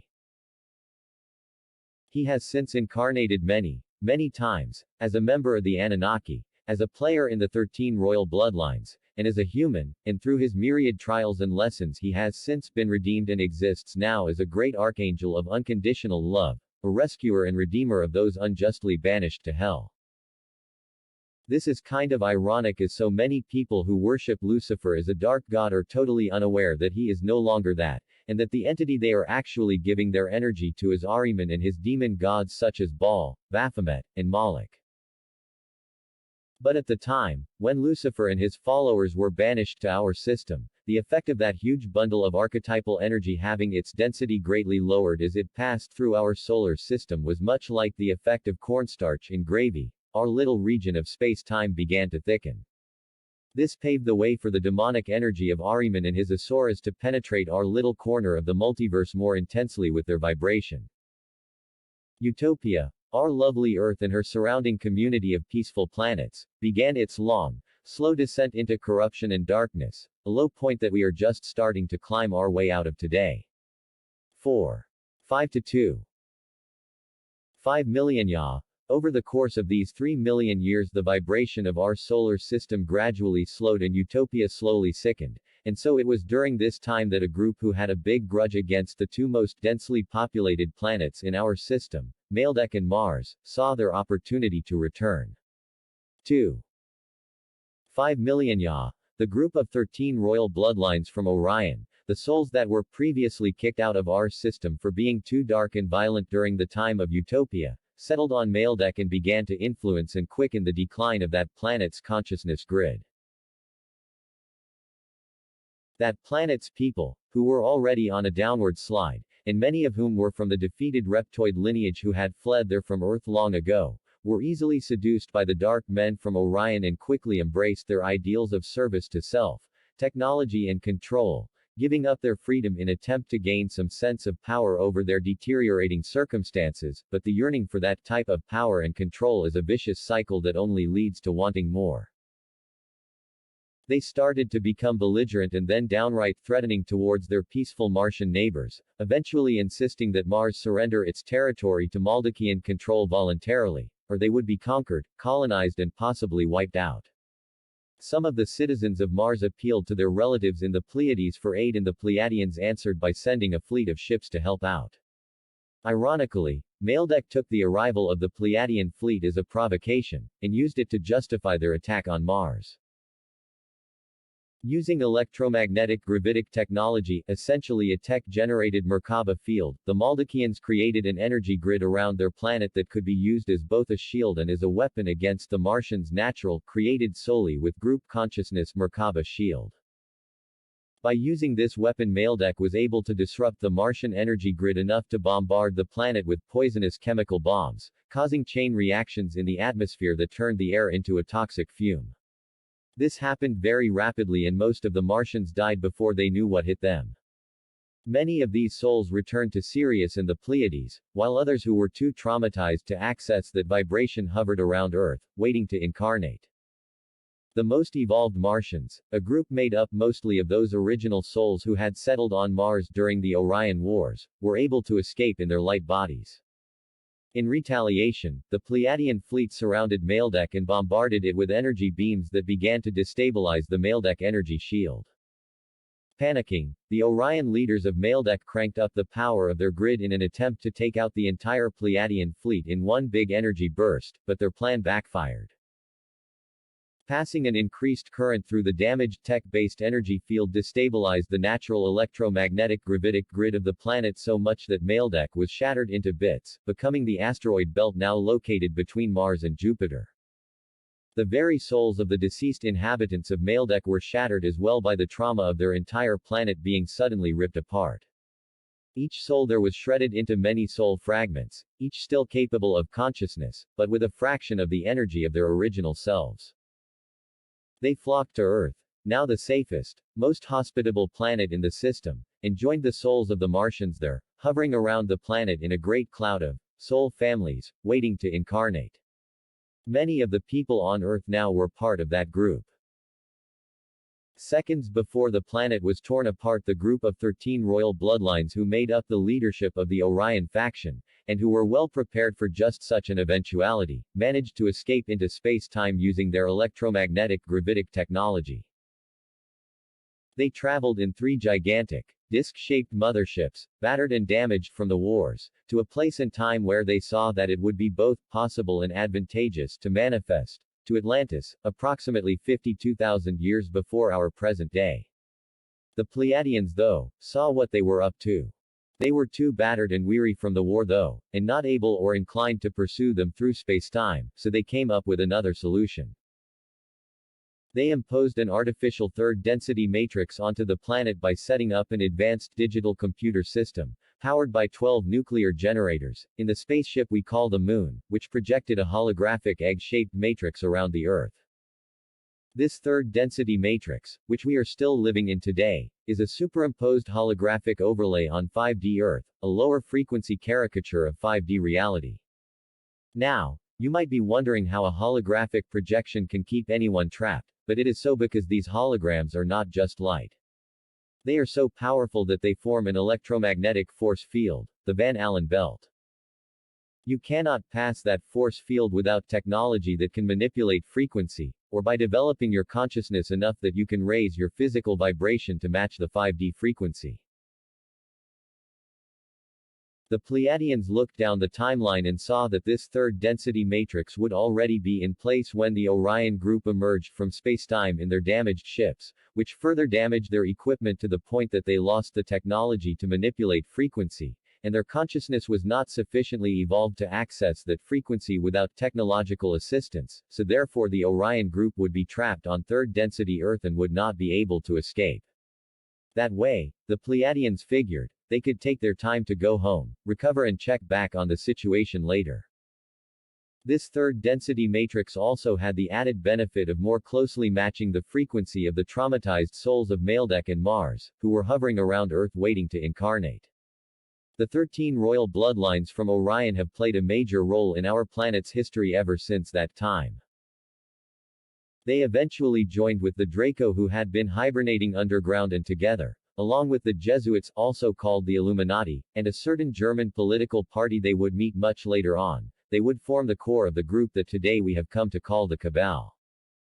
These dark men from Orion, these 13 royal bloodlines, all had elongated skulls, which you can see appear prominently in Egyptian and other post-flood cultures. This group, and their elongated skulls, can be traced to the Roman Empire, the Vatican, and European royalty, many of whom also had elongated skulls, though over time their skulls have gotten smaller as their physiology reacted and adapted to the energy, gravity and DNA of the planet. Some of the Pleiadians have since regretted their part in the destruction of Maledeck and have been trying to help us out since then, resulting in the many present-day channelers who speak for different beings there, and the many starseeds from there who choose to incarnate on Earth. That positive faction of Pleiadians are also part of the efforts currently underway to move us out of the third density matrix, though most are not aware of the necessary role the third density plays in allowing us to interface with the mother wound, and that the process cannot be rushed, for we must bring all those lost pieces of the mother with us into the fifth density in order for any evolution or ascension process to integrate and stick. For more about this, read parts 1 and 2 of the preface, if you have not already. 2. 5 million Ya. Our neighborhood was in trouble, as the low vibe that now permeated our system made it more possible for nasty beings of all types to take up residence. The Earth had been designated a living library, home to flora and fauna from across the galaxy, but that's not the only thing that makes her special. The spirit of the Earth is the largest, most sentient piece of the lost original mother. Because of this, our little blue planet is an energetic linchpin for all of creation, so there was very real reasons for concern among the higher forces of light. Sanat Kumara, the leader of 144,000 Nakals who were still in residence on 5th density Venus, decided it was time to return to Earth for a while to help stabilize the situation. Artistic depiction of Lord Sanat Kumara. He traveled here with 400 of his people and together they manifested a 5D city above the Gobi Sea, which is now the Gobi Desert. This city would become known as the White City, or Shambhala. Once Shambhala was established, the rest of the Nakals made the trip from Venus and took up residency. Foreseeing that they would be involved with nurturing all forms of life on the planet for a long time to come, Sanat Kumara decided that a 4D city should be constructed underground, directly below Shambhala, so a portion of the Nakals manifested some 4D bodies so that they could interface with the 4th density reality on Earth, and began construction of lower Shambhala. The group of humans from the Pleiades who had settled here about 17.5 million years before, and who were also living at the 4th density most of Agartha as 4D territory, had already established a city underground and they welcomed the Nakals and also assisted with the construction. Then the Nakals began the real work. Together with the Pleiadian group and the more highly evolved Martians who had escaped the destruction of their planet's atmosphere in their light bodies, they began helping the traumatized souls of all those who had perished in the Maledeck Mars War, who were hovering around the Earth in a great cloud, waiting to incarnate here. These poor souls were so traumatized and fragmented. They had lost all their psychic abilities and Akashic memory and were barely sentient. They incarnated into the 3rd density matrix as primitive hominids, the genus we know as Homo habilis. The active DNA was reduced to 2 strands, with the 10 other strands existing only as potential. The different soul families, each of which was comprised of shards from a previously intact, single soul, incarnated into different tribes. Essentially, one tribe equals one soul family equals one shattered Maldakian or Martian soul. To this day, many of the souls who inhabit the Earth are from this group, and while some have evolved and healed over time, regaining much of their former spiritual prowess, others have not and are still barely above their ancient hominid ancestors in terms of consciousness. The reason that our fossil record shows so many different species of the genus Homo subsequently appearing and disappearing throughout the millions of years that follow this time is because of both evolution and continued genetic manipulation by the Nakals, as well as many other groups. In fact, descendants from these tribes would eventually be altered into Homo sapiens by the Anunnaki about 2 million years after the introduction of Homo habilis. This is just one article in a long publication that details historical events in our multiverse, galaxy, and on our planet that are relevant to our current situation. To go to the main publication page, click here and scroll to the bottom to start at the beginning. 416. 1. Extraterrestrial life. Heaven. Angels. Ancient history. Bible and its people. The origin of Nibiru and its people. 2. 5 million Ya. Around the same time that the Maledeck Mars War was erupting in our solar system, the Anunnaki were getting into some trouble over in the Orion sector. Remember back to their origin during the Orion Wars, they were created as a race from a union between the leaders of the Federation and the Empire, and from the beginning it was their mandate to be leaders as well. The fact that they were eventually rejected by the galaxy, largely because of the reptilian side of their heritage, left them with a pretty big chip on their collective shoulder. So when the Orion War finally did end and Tiamat, who has her share of reptilian DNA as well, she is called the Dragon Queen for good reason, was given governorship over both our region of space as well as Orion, the Anunnaki were righteously pissed off. This bitterness festered until, in an excess of hubris and stupidity, they launched an attack on Tiamat's home planet and were easily defeated by the much larger and more advanced forces of the Dragon Queen.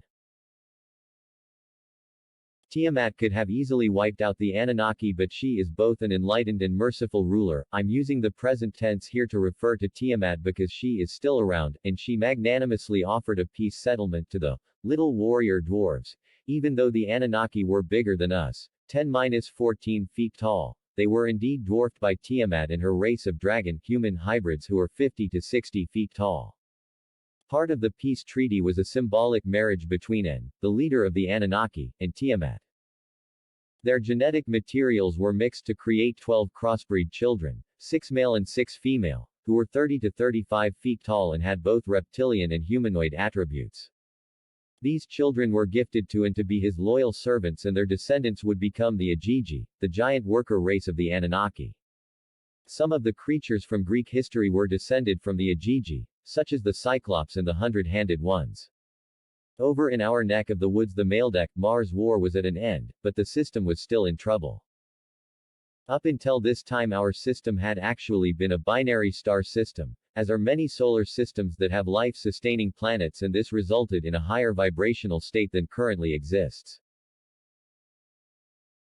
However, the vibration of the consciousness grid in Sol had become so lowered by the trauma of war and the destruction of Maledeck that there was a vibrational incompatibility between the consciousness of the system as a whole, and the energy of the binary suns. It was basically just too much light for the darkness of that time, and there was great danger that this dissonance could eventually lead to an imbalance great enough to cause disaster.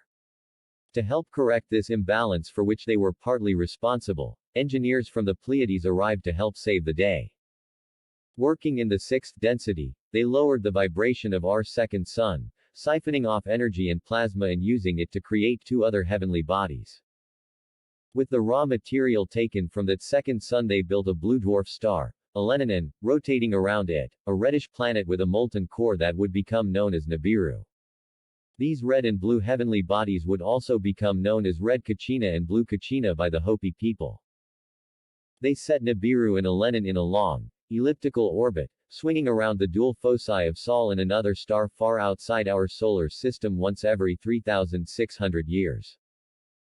Our original second sun became the planet we call Saturn. There are many myths in ancient lore about Saturn once being our sun, and it is still worshipped today as the Dark Sun by various groups. The Pleiadian engineers then crashed a couple comets into the crust of Nibiru and got some water and oxygen going, and the resulting atmosphere of Nibiru was held in by a blanket of cloud and particulate belched forth from the continuously erupting volcanoes on the surface, which also filtered the radiation from Alenin. Though Nibiru is not a watery planet like ours, it was made so that it could support oxygen-breathing life forms. The star at its heart still generated enough heat internally that, combined with the warmth from Alenin, it was able to support life even at its furthest point from Sol. Now all that was needed was a race of people to inhabit the planet, and it just so happened that Tiamat knew just the folks who should go there, the Anunnaki. By giving custodianship of the planet to the Anunnaki, she gave them something they wanted, governorship of our region of space, and she also got something she wanted, a nice, out-of-the-way place to put the troublesome warrior race. The Anunnaki colonized Nibiru at a time when it was still very far away from our solar system, closer to their home system of Sirius. The intention was for the Anunnaki to become a group of warrior guardians, who could keep an eye out for the kind of strife that had so recently brought our system to the brink of collapse. Unfortunately though, as a result of their mixed genetic heritage, the Anunnaki already had rifts and resentments within their own culture, rifts that had never really closed since their inception during the Orion Wars. As they traveled through space on their new home, getting closer and closer to our own solar system where the vibration had already been lowered by the casting out of Lucifer and his followers in the War of Heaven and by all the suffering and destruction of the Maledeck Mars Wars, these rifts in their culture widened into cracks. During these early days, the Anunnaki civilization on Nibiru became a culture divided against itself, with those more inclined towards their Federation roots in the north and those that leaned towards the ideals of the Empire in the south. The society at that time resembled a mix of tribal, medieval and space-age technologies, with warring royal families, castles and swords and magic, etc., as well as the various laser blasters and missiles that had survived down through the generations. They also still had many weapons of great terror, as they are referred to in the Sumerian clay tablets, which were basically nuclear warheads, the use of which was considered taboo by all the tribes. These nukes would survive down through the millennia, stored and preserved in stasis fields, and become shrouded in mysticism and myth, and some of them would eventually find their way down to our own planet, a couple million years later. By the time Nibiru swung through our planetary system for the first time, the Anunnaki were in no shape to keep an eye out for anyone but themselves, and such would be the case for many generations to come. Note: From this point on, all the history concerning the Anunnaki comes from actual recorded documents. I primarily used The Lost Book of Enki, by Zecharia Sitchin, distinguished Orientalist and biblical scholar. He is one of the few people alive who is able to read and translate the Sumerian clay tablets, among other ancient texts. The Lost Book of Enki was Mr. Sitchin's presentation of this story, which he compiled from ancient clay tablets and other artifacts unearthed in various archaeological digs. Sumerian, Akkadian, Babylonian, Assyrian, Hittite, Egyptian, Canaanite and Hebrew sources are all woven together to create this narrative. Rather than detracting from the story's veracity, it is my opinion that the fact that all these various sources dovetail with each other and speak to the same events increases the likelihood that these events did, in fact, occur. Plus my gut says yes. 775,000 Ya. For more than 1.5 million years, while life on Earth has been flourishing and slowly evolving under the gentle guiding hand of the Nakals, life on Nibiru has been one of repeated cycles of war, destruction, rebuilding and then more of the same. Many cities have been built, destroyed, rebuilt and destroyed again. Civilization has risen to heights that surpass our current level of technology, and have also been plunged back into the Stone Age from devastating conflict. But finally, there was peace. In an unconscious repetition of their ancient origin as a species, the two major tribes of the Anunnaki drew by lot, one from the north, a man given the name and title, and another repetition from ancient times, and was also the name of the ancestor who made peace with Tiamat, and one from the south, a woman titled An. 2. To be their king and queen and to establish one united royal bloodline. A lot had changed in the Anunnaki culture by the time this peace was reached. They had forgotten their connection to a larger cosmic brotherhood and their origins on Nibiru had become shrouded in myth and legend. However, throughout the following several 100,000 years of peace and stability they would regain much of what they lost in terms of technology and consciousness. There were still some ancient nuclear warheads around, the weapons of great terror, stored in stasis fields, the use of which was taboo, as well as some computers and laser technology, all of which had become like holy relics, preserved and honored with ritual. Through studying these technological remnants, Anunnaki scientists were able to start progressing in the development of science and technology once again. The surrounding intergalactic community, who followed a policy of non-intervention at the time, left them to their own devices. It wouldn't be until the Anunnaki came and set up shop on Earth, many hundreds of thousands of years later, that they would be reintroduced to the knowledge of their long-lost space family through war with the Draco on the Moon, and interaction with the Nakals and Lord Sanat Kumara on Earth. But at the time, as far as they knew, they were alone in the universe. 497,000 Ya. The Anunnaki civilization was in trouble. The cold times of the planet were getting colder, and the hot times hotter, because of breaches in the thinning atmosphere of the planet. This is because the volcanoes that had been generating the particulate matter that helped to seal in the atmosphere, and filter the radiation from Elenin, were dying out. The heat from the molten core had fueled the volcanoes for a long time, but it was failing. Crops were failing too and infertility had begun to spread among the people, including the current royal couple, Duru and Dora. The chain of lineage that descended down from An 2 was broken when, instead of procreating, Duru and Dora adopted a child named Lama, who inherited the throne. In the reign of Lama, two solutions to the declining atmosphere were proposed. The first was that gold should be mined from the hammered bracelet, the asteroid belt that was once Maldek. Gold, it had been found, was the only mineral that could be ground fine enough that it would stay suspended in the atmosphere, acting as a shield. Or 2, that nuclear warheads be launched into the dormant volcanoes in an attempt to reignite their eruptions. Lama was indecisive and weak-willed though, heeding only his wife's advice that they should pray to the great creator of all, for an answer. 4 Shars, the Nibiruan year, one of which equals 3,600 Earth years, went by and the unrest in the population only grew as the deprivation and blight got worse. Eventually, disgusted by Lama's lack of action, one prince named Alalu decided to take the throne for himself. He led a band of fellow princes and soldiers who stormed the palace and Lama was thrown to his death from the highest tower by Alalu, who, incidentally, was an incarnation of Lucifer. Even though Lama was largely despised, there was much turmoil caused by the murder of the king at the hands of this usurper, and Alalu was brought before the council so that they could question him. Alalu claimed the right of kingship because he was descended from and through the firstborn son of King Anshargal. This ancestor was sired on a concubine though, and had lost his right to the throne when the law of the seed, he with the most royal genetic material inherits, supplanted the law of succession, the firstborn son inherits many shars ago during King Anshargal's reign. Alalu claimed that this implementation of the law of the seed was a cruel manipulation by Queen Kishargal, who was the king's own half-sister, a law which she pushed forward solely so that her son would inherit. It was Alalu's argument that he must inherit the land and restore the nobility of the line of An. Upon hearing this, another prince, named Anu, stepped forward, also claiming that he was descended from and through his youngest son, Anuru. He also claimed a right to the throne. There was much debate and indecision, with the council siding about half and half with each prince, but then Alalu proposed a solution.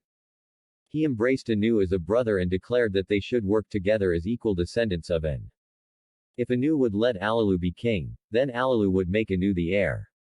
They agreed and Alalu proclaimed that Anu would be his cupbearer and crown prince.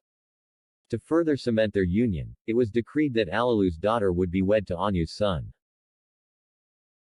Alalu became king and ordered the construction of a fleet of mining vessels, which were to bring back the badly needed gold from the asteroid belt, but he underestimated the dangers of attempting to mine gold in such perilous territory and the fleet was mostly destroyed by the hammered bracelet the asteroid belt formed from the shattered remains of Maledeck. He then tried the second solution, and ordered that some of the weapons of great terror be taken from their stasis fields and launched into the core of the volcanoes, in the hope that this might reignite their internal combustion. But this too failed and 9 long shars of Alalu's rule followed, a time of increasing discontent and suffering, during which the people of Nibiru ceased to revere the king who was failing to save them as he had promised. Finally, convinced that he must step up to save his people, Anu challenged Alalu to unarmed single combat. Both men were skilled warriors and the battle was long, but eventually Anu won, so Alalu, fearing that he would suffer the same fate as the despised Lama, whom he himself had murdered, fled out of the city to the spaceport, where he launched his ship into the stars. This is just one article in a long publication that details historical events in our multiverse, galaxy.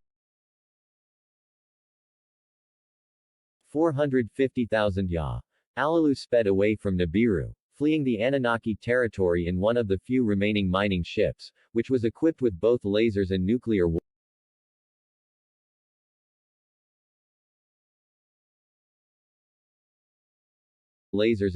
warheads, for this was one of the ships that had been outfitted for bombing the volcanoes as well. Wanting to put as much distance between him and his former subjects as possible, he set his course for the Forbidden Zone, the area of our solar system that lay in between the asteroid belt and the Sun, forbidden because the passage through the hammered bracelet was so perilous. He kept record of his flight and recorded his impressions of Pluto, Neptune, Uranus, Saturn and Jupiter as he passed them on his way. His ship was also equipped with instruments able to detect different kinds of mineral content and, with his mind on a possible way to redeem himself among his people, he scanned these planets for the much-needed gold, but to no avail. Using some of the weapons on board his ship, he managed to blast a passageway through the asteroids, the first of his people to do so. He then passed Mars, red and desolate and also devoid of significant amounts of gold, and at last beheld Earth, named Ki by the Anunnaki, gleaming like a blue jewel in space. At this point his instruments went crazy as they detected the vast amounts of gold embedded in the planet's crust. He went closer to the planet to confirm the readings and was caught in its gravity well and, unable to pull himself out of the gravitational spiral, he descended to the surface. Using his mining equipment, he confirmed the presence of the precious metal his people so desperately needed, and it was with visions of redemption and glory in his mind that Alalu sent a message to Nibiru with his ship's transmitter, announcing his great discovery and proclaiming his right to be king once again because of it. All of this was observed with curiosity by the other intelligent inhabitants of the Earth. The Nakals, living in 5D Shambhala and in 4D Lower Shambhala, the Namlu, multi-dimensional guardians of our precious living library, and the Pleiadian group, who were mostly living underground. All of these groups saw Alalu land, and picked up not only the communication back to his home planet, but also the intentions of his heart. They discerned that while he was indeed a somewhat petty and power-hungry individual, his concern for his people was genuine, so they decided to wait and see what played out and did not interfere or make their presence known to him. Back on Nibiru, upon receiving the momentous communication from Alalu, Anu called together his council. Some were inclined to ignore the message from the deposed ruler, saying that it was farce, saying that he was hiding somewhere on Nibiru. So the scientists were brought in to decode the origins of the transmission, and they confirmed that the source was from beyond the hammered bracelet. Upon hearing this, the general consensus was that if there was even the slightest chance that this news was genuine, then they must act to confirm it, but who would go? Ea, Anu's son, who was married to Alalu's daughter, Damkina, stood up and volunteered himself to lead an expedition to Ki, to find out the truth of Alalu's report, saying that he might be the best one to establish peace with Alalu, given that he was his son-in-law.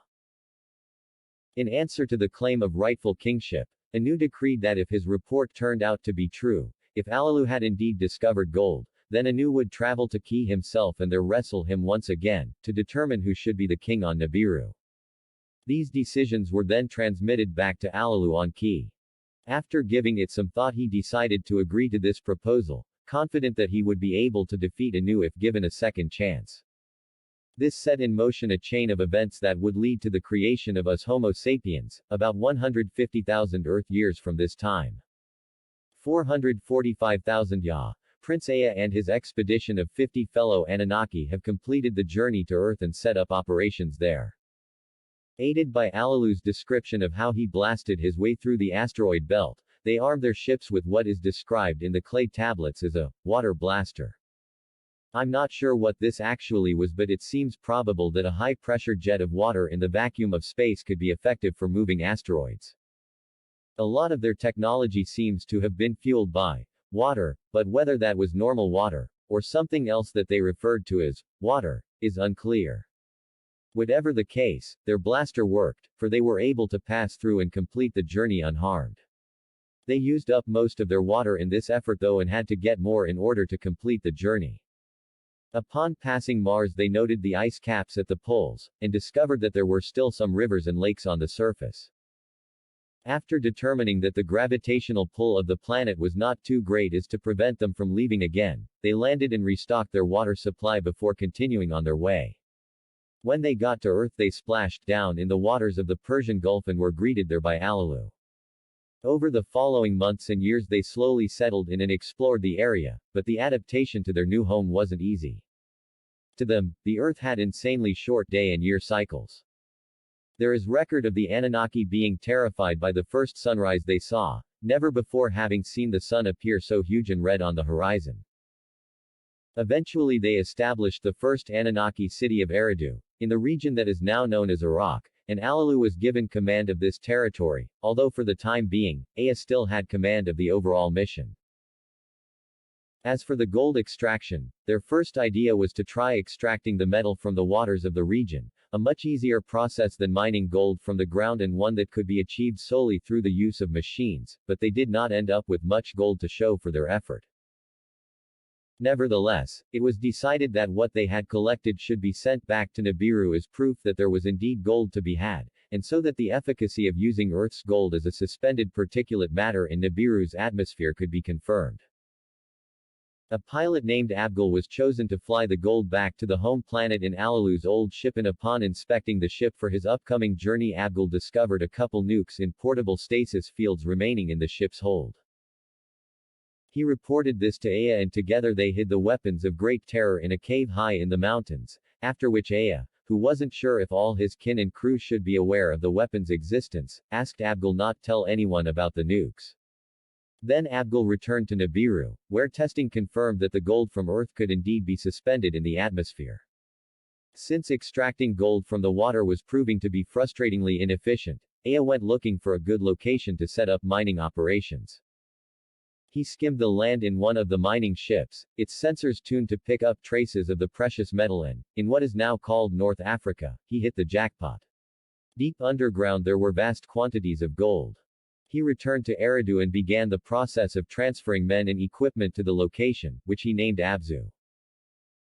The timing of his discovery was auspicious, for Nibiru was passing relatively close to the Earth at the time, and Alu, the heir apparent and Aya's older half-brother, had decided to make a trip to our planet to see his little brother and to inspect operations. Upon arrival, Alu was greeted by Aya with news of the great find in Africa, and he rejoiced and congratulated his half-brother, but he was also someone who had trouble taking the backseat, and honestly, was somewhat of a prick, and he started making plans, even though the mission was under Aya's command. Alu was inspired by the vast amounts of gold under the ground and figured that if it was there, then there must be more elsewhere. He had the idea to establish similar mining camps across the globe. He also had the idea to bring some of the Ajiji, the giant worker race of the Anunnaki, to Earth in order to assist with mining. The Ajiji, descendants of the original 12 genetically engineered crossbreed, children, of An and Tiamat, were indeed valuable workers.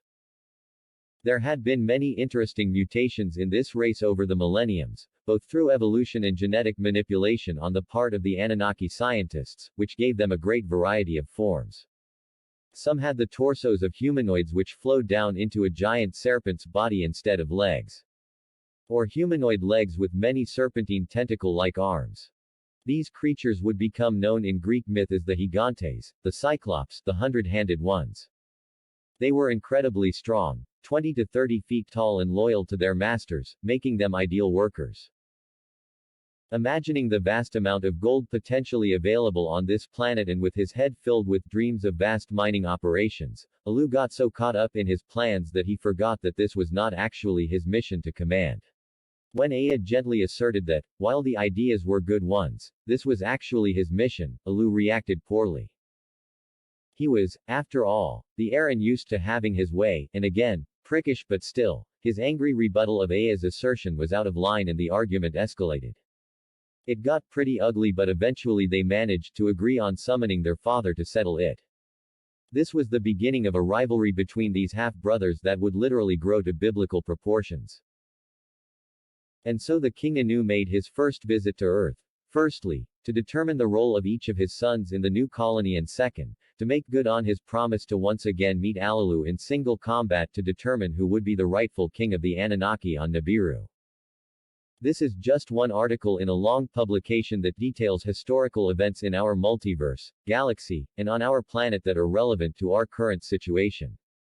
To go to the main publication page, click here and scroll to the bottom to start at the beginning. 222. Extraterrestrial life. Anunnaki. Gold mining. Ancient history. Ancient origins. 222. Seth. A history of the multiverse. Follow. Written by Seth. 801 followers. Editor 4. A history of the multiverse.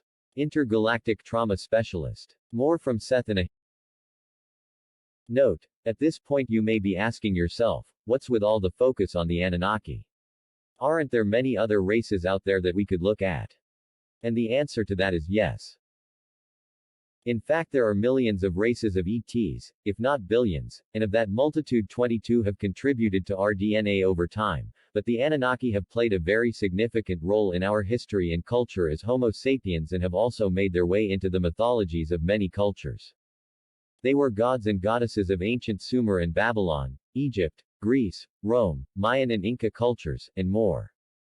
We'll get more into other races a bit later, but right now I really want to tell the story of how our particular species culture was formed. 445,000 Ya. Alu and Aya both claimed the right to be in charge of the gold mining mission on Earth. Alu was the eldest and the heir, yet Aya had gotten here before him and had been the one to get gold extraction operations up and running, so Anu decided that the fairest way to settle this was by a simple drawing of lots. Alu won the draw and Anu named him Enlil, Lord of the Sky, Lord of Command, who would eventually become known as Zeus, among other names, and gave him overall command of the Earth mission. He was in charge of operations on land and in the sky, which mostly included the development of other mining operations and overseeing the orbiting stations that would be established for processing and transport. Ea was given the name Enki, Lord of the Waters. He would eventually become known as Poseidon, among other names, and it was decided that he would continue to oversee the existing mining operations that he had already established in Abzu and would have command over any future operation that might take place in the waters of Earth.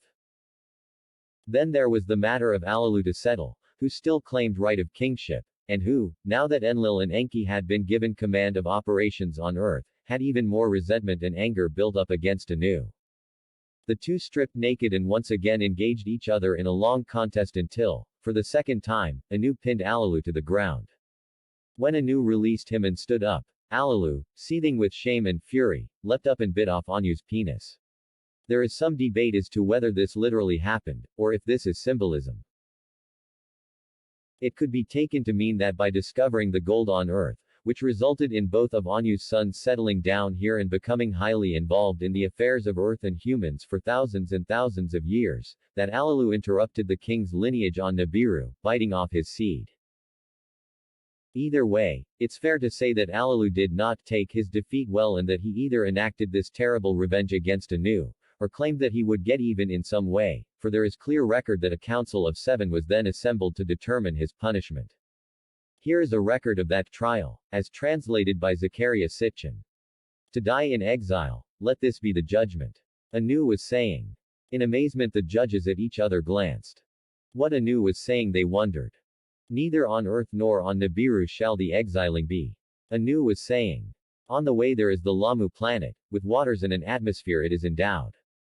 Quote. He is referring here to Mars, which did indeed still possess water and an atmosphere at the time, although the atmosphere was thinning as the water continued its slow evaporation on most of the planet, while freezing at the poles. Enki, as Ea, thereon made a pause, of it as a way station have I been thinking. Its net force is less than that of Earth forceful, an advantage and wisdom to be considered. In the celestial chariot Allelu shall be taken, on my departing from Earth he with me shall make the journey. Anu then was saying. Around the planet Lamu we shall make circuits, to Allelu a sky chamber we shall provide, to the planet Lamu in it he will be descended. Alone on a strange planet and exile he shall be, his days to his last day by himself to count. Thus did Anu words of judgment utter, in solemnity were the words intended. And so Allelu's fate was decided. Remember too, Allelu was an incarnation of Lucifer, so the tendency to get banished or exiled was pretty strong in his karmic makeup, echoes of his banishment from heaven long ago. Then one of the pilots, Anzu, spoke up and volunteered to accompany Allelu to Mars and to stay with him there, so that he could bury him as befits royalty when he died. This was agreed upon and Anu told him that the next time a ship passed by the planet they would stop and check in on them, and that if Anzu was still alive he would be given command of the way station that would eventually be built there. Then Anu returned to his rule on Nibiru, dropping off Allelu and Anzu on Mars along the way, and mining operations on Earth began in earnest. 400,000 Ya. There were now 7 functional settlements in southern Mesopotamia and the overall area was named Din, Eden. These settlements included a spaceport, Sapar, Mission Control Center, Nippur, and a metallurgical center, Shuruppak.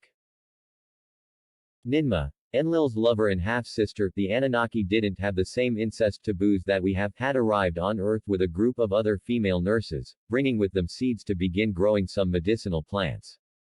She told Enlil of the birth of their illegitimate son, Ninurta, who was still back home on Nibiru.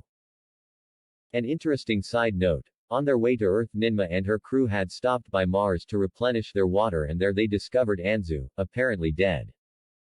But Ninma was greatly skilled in the arts of healing and she detected that there was still a spark of life that could be rekindled.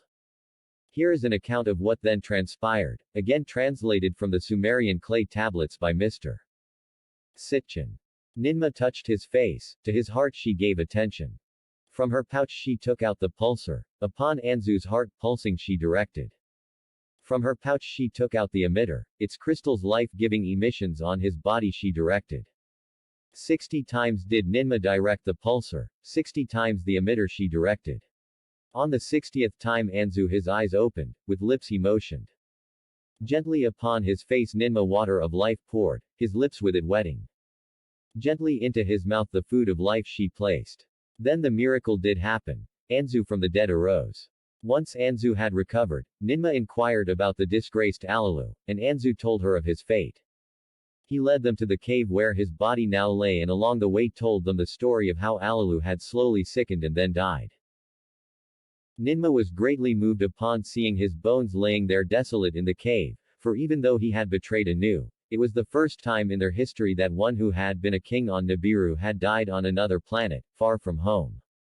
And then, inspired by her compassion, she directed the construction of a memorial that we can still see today. Here again is the translation. He who once on Nibiru was a king, was a pile of bones in a cave now lying. For the first time in our annals, a king not on Nibiru has died, not on Nibiru was he buried. So did Ninma say. Let him in peace for eternity rest. She was saying. They the cave's entrance again with stones covered. The image of Alalu upon a great rock mountain with beams they carved. They showed him wearing an eagle's helmet, his face they made uncovered. The face on Mars, as taken by the Viking orbiter in 1970. By the time Ninma arrived on Earth Enki had quite the mining operation in the Abzu, and there were other sites being explored and developed by Enlil. The ores were mined by both Anunnaki and Ajiji, and transported to Shuruppak for processing. The refined metal was then sent aloft to orbiting stations manned by Ajiji, then transferred to spaceships arriving periodically from Mars. A few years later there was a way station on Mars, manned by Ajiji and Anunnaki workers under the command of the revived Anzu, where the big ships from Nibiru loaded up. Throughout the following thousands of years, Enki and Enlil were both on Earth, overseeing operations, and having many children by multiple Anunnaki partners. At one point Enlil was disgraced and exiled for raping one of Ninma's young nurses, Sud, to whom he had taken a fancy. Abgal, the pilot who was assigned to fly Enlil to his place of exile was loyal to him though and, despite Enki's previous urgings to not reveal the existence of the nukes to anyone, he took him to the location where they were hidden. Abgal encouraged Enlil to use the nukes to take back his rule, but then something else happened that made Enlil's return necessary anyway. Sud had discovered that she was pregnant by Enlil and reported her condition to Ninma, who discussed it with Enki and together they convened a council of 7. Just as Enlil was considering the possibilities that these nukes had opened up for him, he was contacted by the council and told to return to Din to face them, where he was given the chance to end his banishment by marrying Sud. He agreed and Sud was made his wife and given the title, Ninlil. At this point the main players of the Sumerian and Akkadian mythology were all here. Enlil and Ninlil, Ninma, also known as Ninhursag, and Enki. Anu was said to dwell in the heavens and indeed he did, for he stayed on Nibiru most of the time. On the other side of the world, another culture was at a more primitive stage of development. Its population, made up primarily of Homo erectus and Homo neanderthalensis, were overseen and protected by the unseen hand of the Nakals and the Namlu'u, and lived a relatively peaceful hunter-gatherer lifestyle in many areas of Asia, and were slowly spreading into the vast network of archipelagos in the Pacific that would become known as Lemuria, though that was a name given to the land and culture much later. The actual name of the culture and land that would develop there was Mu. Interspersed throughout this territory and others there were pockets of higher-level civilization formed by those members of the Pleiadian group still on the surface, and these people were protected and kept isolated from other groups by the elite caste living underground. The Anunnaki High Command was aware of the primitive cultures in Mu, as well as other early hominids that roamed the plains of Mesopotamia and Africa, but considered them little more than animals. However Enki, ever the inquisitive scientist, had taken to observing and capturing various forms of native life in order to examine their DNA. The Anunnaki had possessed genetic manipulation for hundreds of thousands of years at this point, and here was a new planet with unique genetic codes that sparked his curiosity. This curiosity, combined with a revolt among the Anunnaki workers, would lead to the creation of a brand new species, us. This is just one article in a long publication that details historical events in our multiverse, galaxy, and on our planet that are relevant to our current situation. To go to the main public 250,000 Ya. 5 cities have been perfected in the Din. They are Eridu, Larsa, Lagash, Shurubik, and Nibru-Ki. Enki has built a towering palace in Eridu, and is settled there with his wife, Damkina, and their son, Marduk. In the city of Nibru-Ki, Enlil has constructed a massive observation tower, the Bond Heaven-Earth, which was equipped with all sorts of radar, scanning, and telecommunications equipment that linked up with all the satellites in orbit, as well as the way station on Mars. These were all tied into the Tablets of Destiny, computers deep underground beneath the tower, which gave Enlil the ability to oversee and communicate with all areas of his domain. It also gave him control over the satellites, which could be turned into orbiting weapons, hence Zeus' ability to call down lightning bolts from the sky. All the technological and scientific knowledge of the Anunnaki was stored in the Tablets of Destiny. The workers involved in mining and processing in the Abzu were beginning to complain about the harshness of the work, and they were often swapped out with fresh teams from Nibiru. Mining had been going on here for tens of thousands of years at this point, and the Nibiruan atmosphere had long since been repaired, but the mines were kept going for a couple reasons. First, the gold particulate that had been suspended in the troposphere, though effective at retaining the planet's heat and atmosphere and at filtering the radiation from Elenin, had to be occasionally replenished. Also, the Nibiruan scientists had found many uses for gold in their technology. It was mostly used in various alloys, but also in an elixir that was found to greatly support health and which extended their already lengthy lifespans. All was well in Anunnaki society, except for those tasked to work the mines. Even working in shifts that were rotated regularly, nobody really wanted to do it, and the urgency of a home in peril that had once united and propelled them now turned into complacency as the atmosphere of Nibiru was stabilized. The workers on Mars were also complaining about the harsh conditions, so Enlil invited their leader, Anzu, to come to Earth and talk it over. They conferred about the complaints both of them were getting, and they agreed that it would be a good idea to establish a place of rest and relaxation near Sapar spaceport for workers in the area and for those on rotation from Mars and the orbiting stations. After their discussions were concluded, Enlil gave Anzu a tour of the facilities in Nibru-Ki, including the control room, which turned out to be not such a great idea. 4. Upon seeing the Tablets of Destiny and hearing from Enlil of the power and knowledge they possessed, Anzu was filled with a great greed to possess them, so he could become master of both Mars and Earth. After the tour was over and night had fallen, Anzu snuck back to the tower and down to the underground room. He stole the tablets, taking them to Sapar spaceport where he rallied his men and other workers around him. He claimed that there was no reason that they should continue to follow the commands of Enlil, the cruel taskmaster who kept them working in harsh conditions, when now he, Anzu, had control of the great and powerful Tablets of Destiny, and he would lead them to a better life. Enraged at the theft, Enlil commanded his son, Ninurta, to go after Anzu, and gave him an aircraft armed with new, powerful missiles he had been developing. And so Ninurta challenged the rebel Anzu to an aerial battle and defeated him in a dramatic dogfight in the skies over Sapar. Wounded, defeated, and disgraced, Anzu was judged by a council of 7, sentenced to death, and executed. Enki and Damkina's son, Marduk, then replaced him as commander of operations on Mars. Enlil followed through with the idea of an R&R spot at Sapar spaceport, but ultimately that was not enough to quell the growing unrest among the workers, who were still laboring long hours in harsh conditions to bring the gold up from the ground. Soon this discontent in the Abzu would build to full-on rebellion. Enki didn't notice the unrest in his minds or hear much news from the outside world at all really, because he was completely embroiled in another project. He had set up a magnificent laboratory by a waterfall in the Abzu, where he and his son, Ningishzida, were studying and manipulating the life forms of Earth. Enki had become fascinated with the animals of Earth, particularly the primitive, dark-skinned hominids, Homo erectus, that roamed the savanna of Africa at the time. An important note, this entire time, the Anunnaki had been living and interfacing with fifth-density Earth. They were always a 5D race, along with the rest of embodied creation, and so they were aware of the 3D imposed matrix, but they were not subject to it. As a scientist though, Enki had taken to dipping in and out of the third-density matrix to study the local life at that level of density. Enki and Ningishzida were experimenting with the DNA of Earth, creating various crossbreeds, some that had the torso of one animal and the legs of another, or some other kind of other mishmash. Ninma, being scientifically minded and curious, also dropped in from time to see their work, and to spend time with Enki, whom she was now paired up with. She used to be lovers with Enlil, which was now yet another sore point between the two princes.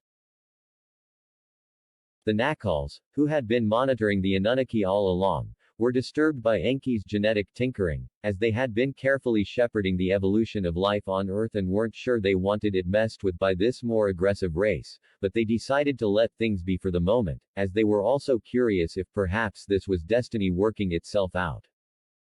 A note on fate and destiny. These are two distinct things and are often the subject of much debate among the intergalactic community when it comes to allowing or disallowing interventions.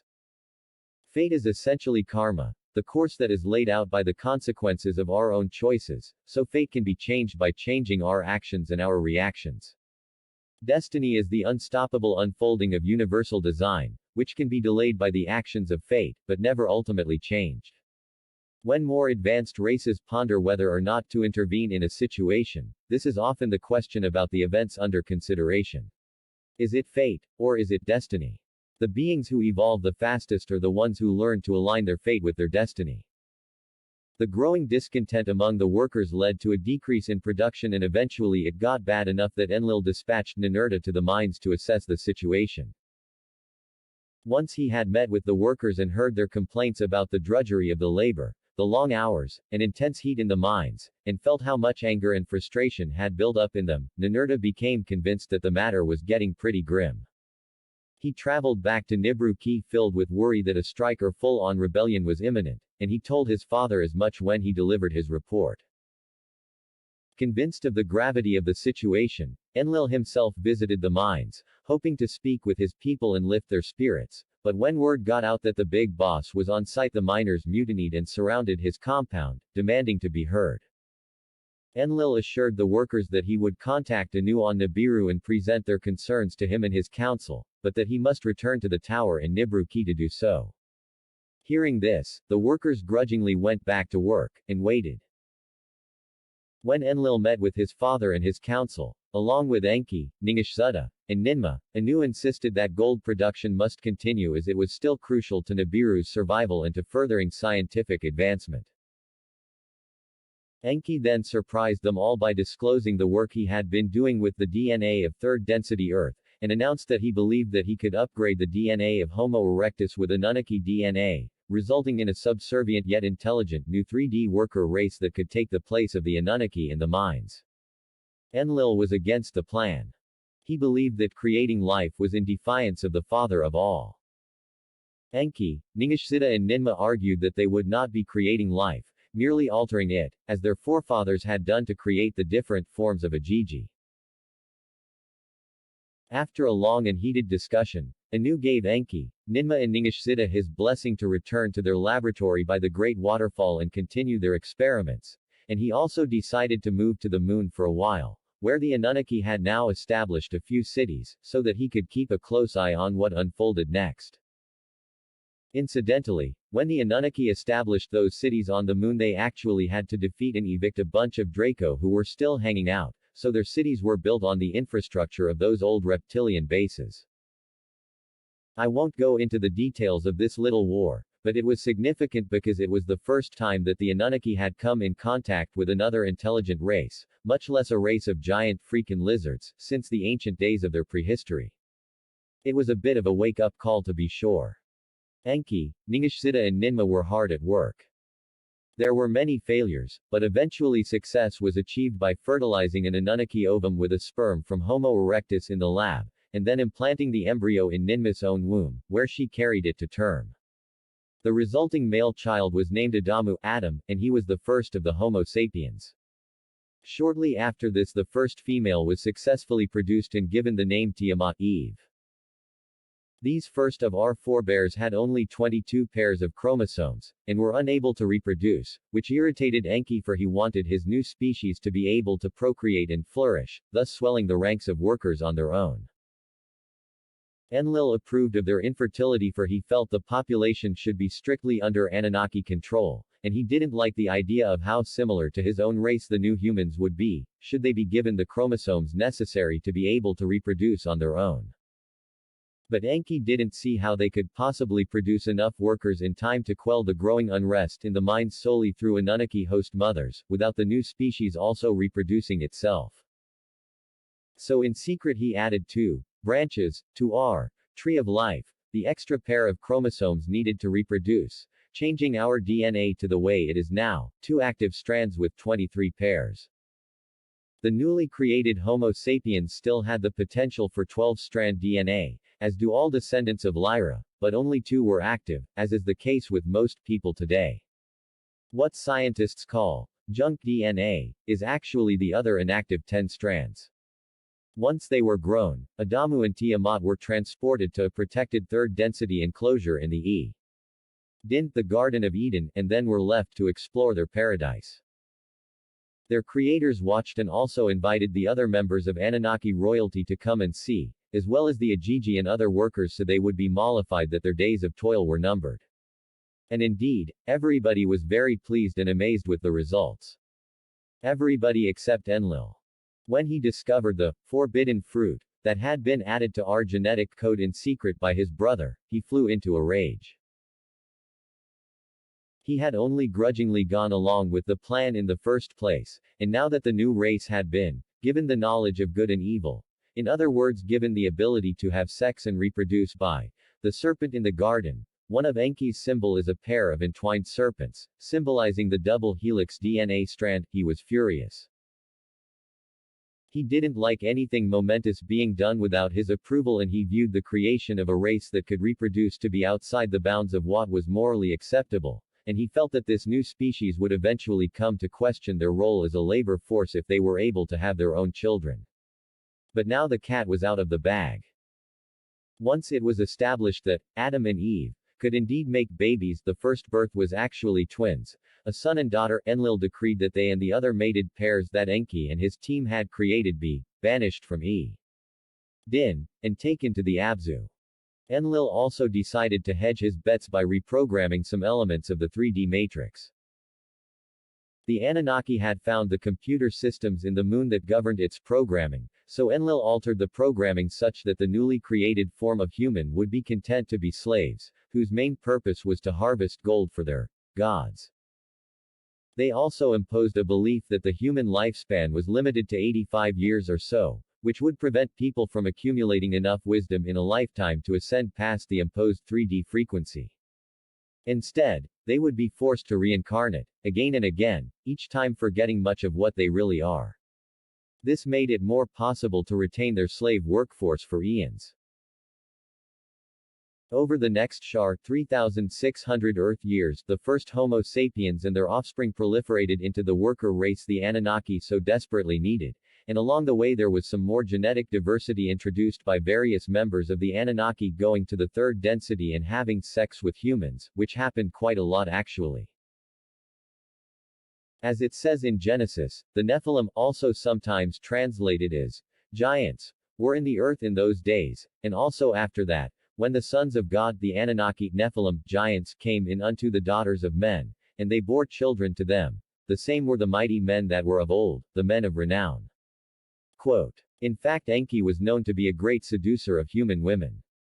At one point he encountered and mated with 2 women, one who bore a son, Adapa, and the other who bore a daughter, Titi.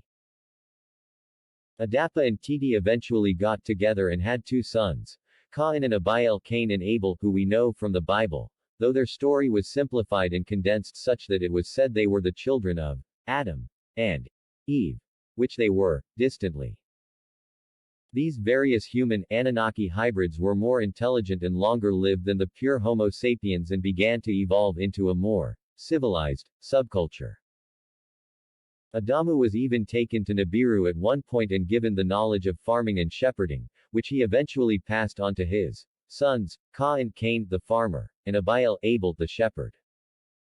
All the stories of the Old Testament spring from this time, and though they have become condensed and distorted with time, there are seeds of truth in all of it. Cain did indeed slay Abiel one day, as they argued over water rights for their crops and sheep. Enki was the serpent in the garden who brought the knowledge of good and evil, and Enlil would become known as that vengeful Old Testament God, Jehovah. In between 300,000–75,000 years ago, human culture on Earth slowly developed and the population of Homo sapiens vastly increased. The population could no longer be contained solely in Mesopotamia and Africa, and mining operations needed to expand as well, for gold in the Abzu was depleted. Mining, and the humans who did it, along with their Anunnaki overseers, spread to parts of North and South America, and to the great archipelagos of the Pacific, which would become known as Mu, and later, Lemuria. There were some unfortunate incidents during this time, as more aggressive groups of Homo sapiens sometimes took to hunting the peaceful, nomadic Neanderthals and other earlier hominid forms that lived in the area that would become Mu. The Nacals, who had watched the evolution of Homo sapiens on the other side of the world as it progressed, did their best to protect their people in Mu, and eventually decided to help bump up the culture and spiritual prowess of some of the early hominids by teaching some select groups about how to tap into their energy bodies for guidance and protection. This was the beginning of the Lemurian mystery school.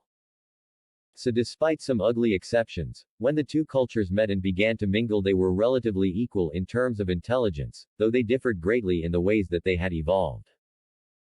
The Anunnaki-bred humans were more focused on industry and technology, while the inhabitants of what would become Mu were more interested in nature and spiritual development. These are the ancient roots of the basic divide that existed, and still exists, between the civilized cultures of the world, the descendants of the Anunnaki line and eventually Atlantis, and indigenous people, the descendants of the Nacal line and other benevolent genetic farmer races, the children of Mu.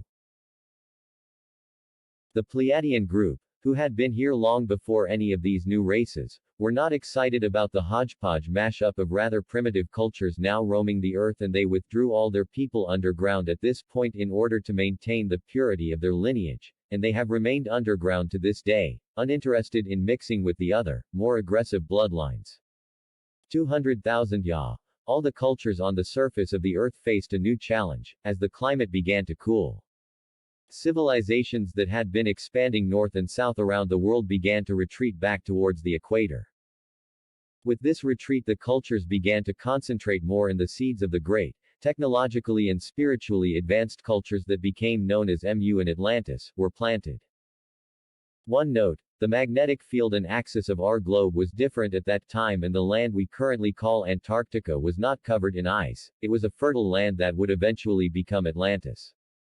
If you go to Google Earth, or any program where you can spin and rotate a globe, you can check out how the poles were aligned then. Go to Antarctica and make it so that it is at the center of your screen. That's Atlantis.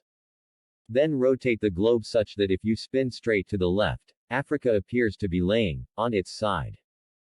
If you spin to the right, you encounter a vast swath of ocean that covers the entire face of the globe, with a few islands, such as New Zealand, Fiji, and Hawaii, poking up. This is where Mu was.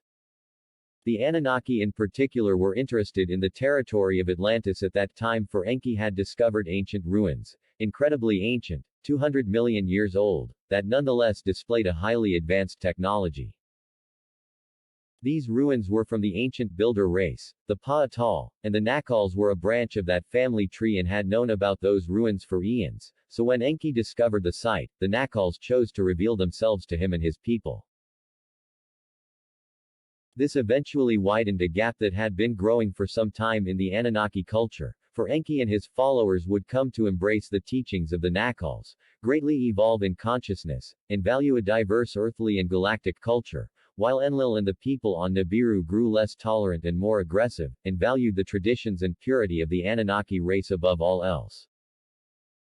Other groups of people, in their search for shelter, discovered the vast network of ancient underground caverns and cities, many in ruins, some uninhabited, some populated by Draco, and some by more benevolent groups, which existed under the Earth's crust.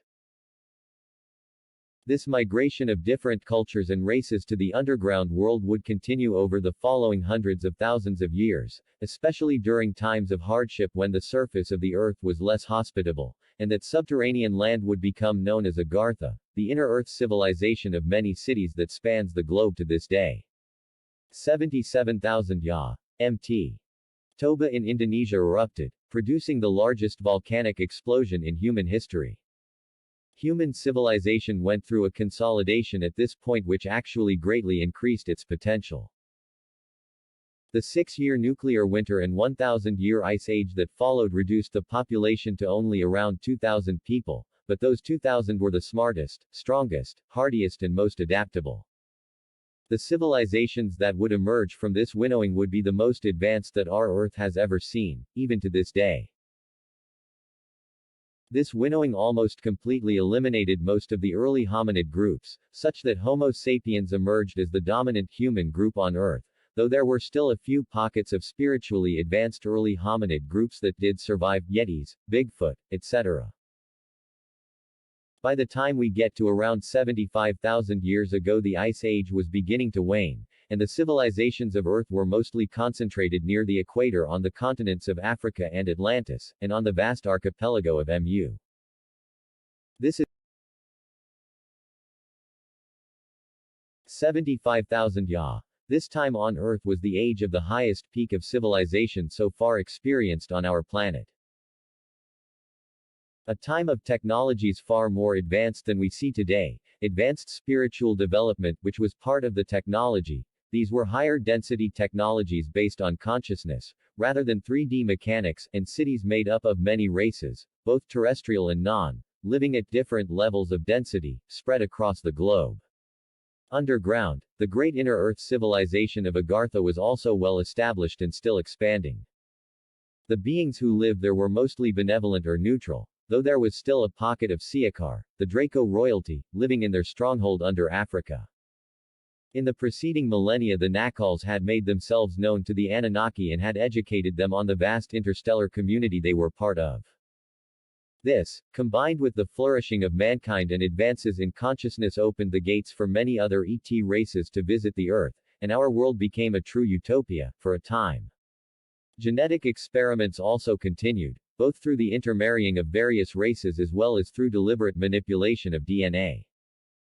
By the time Homo sapiens emerged from this period, we would have 22 different races, or genome types, thanks to the influence of 22 different genetic farmer ET races.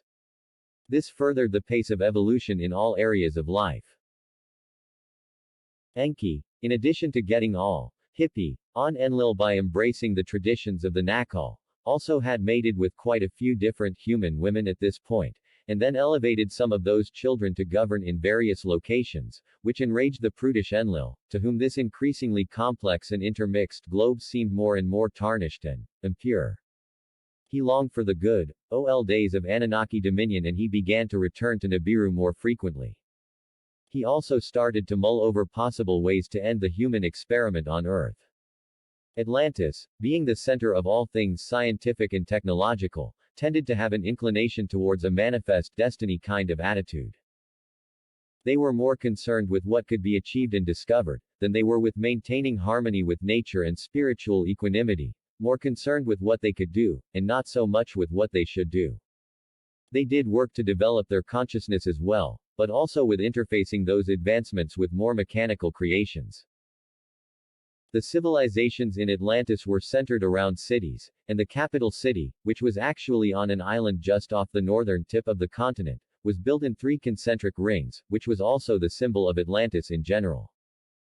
In the center ring dwelt the Nakals, the ascended masters, whom Enki, recognizing that they were far more advanced in consciousness than his people, had entreated to take up residence. They served as the guiding spiritual and moral hand for the Atlantean culture, and their 5D city, Shambhala, served as the spiritual center for the earth.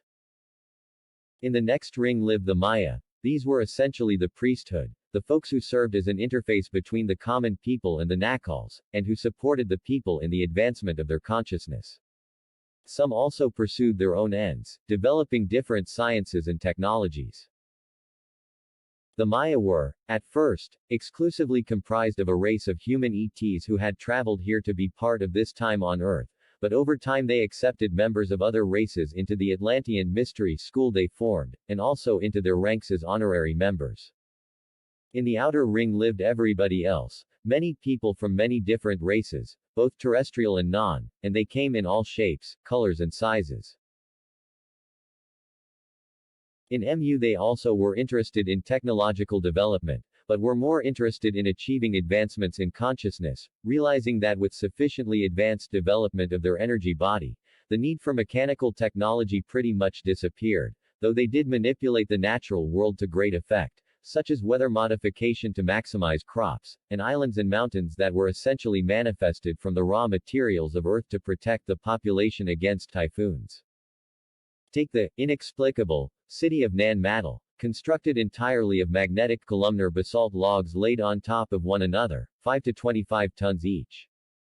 Of course, modern scientists are baffled because they don't know that these giant rocks were moved using sound and consciousness, which is how most of the unexplained megalithic structures of Earth were built. The combined magnetism of that much basalt in one place could be harnessed to literally zap threatening typhoons. The Lemurians also had a consciousness-based technology that enabled them to share memories, to literally step into a vivid memory complete with all the 5 senses. This technology has been preserved by the Aboriginal culture in Australia, who were originally Lemurians, who call it the Dreamtime. The culture of MU planted the seeds of some of our current spiritual traditions. Some of the ideas behind Buddhism and Hinduism can be traced back to there. The cultural organization was also more loose in Lemuria, resembling nomadic and rural culture more than the Atlantean urban lifestyle. This was a time of harmony and mostly peaceful interactions between these cultures.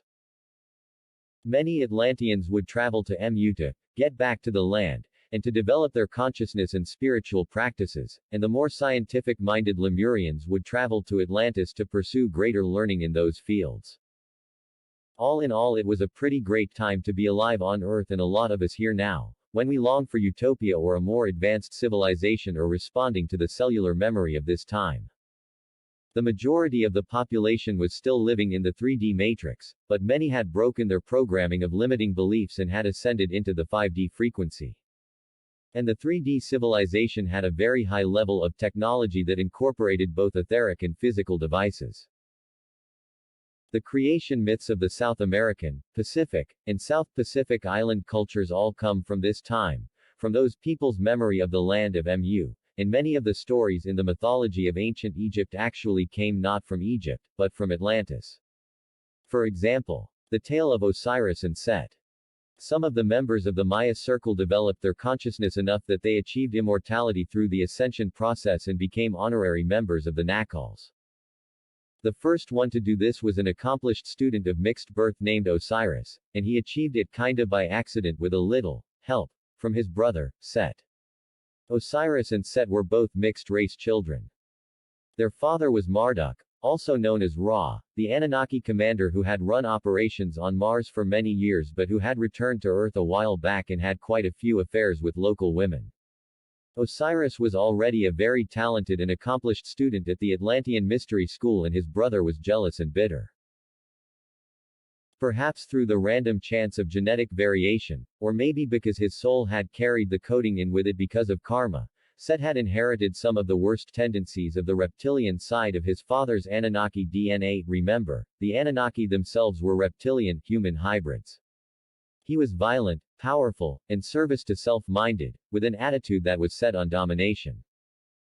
Although he excelled at destruction, he could not achieve the kind of advanced feats of consciousness, more powerful than any weapon, that seemed to come effortlessly to his brother, Osiris, which drove him nuts. So yeah, when he heard the news that Osiris had been called forth as a candidate for ascension into the ranks of the Nacals, he pretty much lost his shit and ambushed Osiris, killing and dismembering him while he was deep in meditation, and then burying the pieces in various locations across Atlantis. Osiris had been deep in meditation, practicing and preparing himself for the ascension attempt, so he was not able to react in time to stop the killing blow, but upon sensing his brother's imminent attack, Osiris was able to pull his consciousness out of his physical body and into the Merkaba, light body, he had just been working on. He then simply followed Set while he disposed of the body and then guided his wife and sister to those places shortly after, who recovered his missing parts. Osiris could have remained a light being, or reincarnated, or manifested a plasma body, but he had a fondness for his flesh and blood form and didn't wish to relinquish it just yet. Using consciousness, he was able to fuse his parts back together and then re-inhabit his physical form, only now with a fully functioning light body which enabled him to transform his physical self into light and back at will. This was the process of resurrection, and as far as I know he was the first one to do it. The Nakals already had perfected the path to ascension, which had the same outcome ultimately, but Osiris was the first to actually repair, re-inhabit, and then ascend a physical form that had been deceased. Something that a guy named Yeshua ben Joseph, aka Jesus, would learn how to do many thousands of years later at a mystery school in Tibet. All was going swimmingly on Earth until about 52,000 Ya, when something happened that began the long slide into darkness from which we are only just now emerging. 52,000 Ya. The whole continent of Atlantis was buzzing with the news. The Nakals and Maya were going to manifest a tree of life on Atlantis, an energetic matrix comprised of 10 energy vortexes. This would accelerate all development on Atlantis, especially the development of consciousness. They laid out their grid that spanned the continent with the following shape.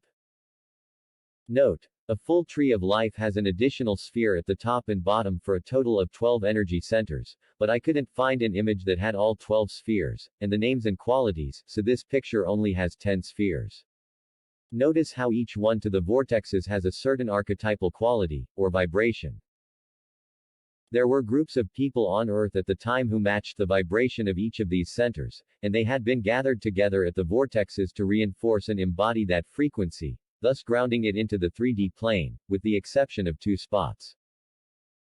None had been found that matched the vibration of 2, chakma, roughly translated as wisdom, but more specifically this refers to spiritual law and purpose, and 8, had, splendor, meaning more specifically majesty and intellect. The architects of this grid decided to go ahead anyway, determining that these 2 empty vortexes would draw the life that matched their vibration to it, possibly from some of the people who lived under the Earth's crust in Agartha. Or perhaps from nearby star systems. And yeah, that's what happened, but with some unfortunate results. 2 groups from the stars were indeed drawn to these energetic power spots. The first was the group we know today as the Hebrews, and they were just fine. They were a nomadic civilization descended from the ancient Pa'atal race and still remembered and revered the ancient creator of the human DNA strand, their God, YHWH, Yahweh, who was actually still around in our universe, mostly hanging out in the 6th density, and who would guide and intervene for his people when they needed him. The Hebrews were seekers of wisdom and had intricate systems of spiritual law, and they matched the vibration of Chakma. They were largely left-brain dominant, and the Earth would provide a valuable education for them in right-brain experiences. They were welcomed by the Nakals and the priesthood and settled into their territory. The other group was not so good. Remember the Dark Men from Orion. The 13 royal bloodlines who had fled into spacetime about 2.4 million years ago, as the planet they had subjugated, Maldek, blew into bits. This was the opportunity they had seen back then. Using synthetic Merkaba technology that gave them access to frequencies of existence where time is not linear, they traveled to this time and place. Even though they were service to self-minded, their vibration matched the archetype of majesty, royalty, and intellect that was vibrating in the Had vortex. For them the journey was almost instantaneous. One moment they were in their ships on Maldek as it blew to bits, the next they were manifesting in this vortex on Atlantis, 52,000 years ago.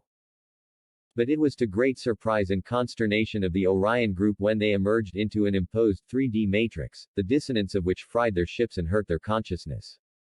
They essentially crash-landed and have been stuck here since. Needless to say, the Nakals were concerned by their service to self-vibration and the reverberations of violence and vengeance in their karmic field, but basically had the attitude of, well, if this is what has manifested, then it must be what is needed. So the 13 royal bloodlines, those that would become what we call today the Illuminati, or Cabal, were once again reluctantly invited into Utopia. This is just one article in a long publication that details historical events in our multiverse, galaxy, and on our planet that are relevant to our current. The fall of these great civilizations culminated in the event referred to in the Bible, and in many other religious texts and indigenous histories, as the Great Flood, or the Great Cataclysm, but there was a very long, slow decline over the 40,000 years that preceded this dramatic desolation. 40,000 years is still a really long time.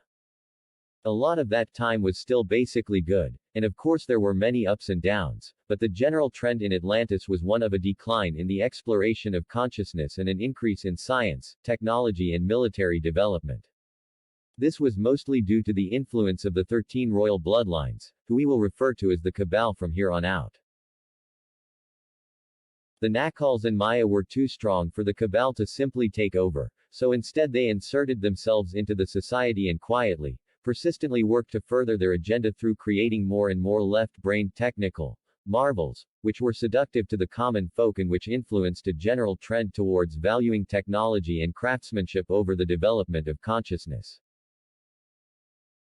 As they have done since time immemorial on this planet, they slowly infiltrated the ranks of power until there were members of the Cabal within all the power structures except the inner circle of Nacals, playing the game but steadily working towards their own agenda of control and military might.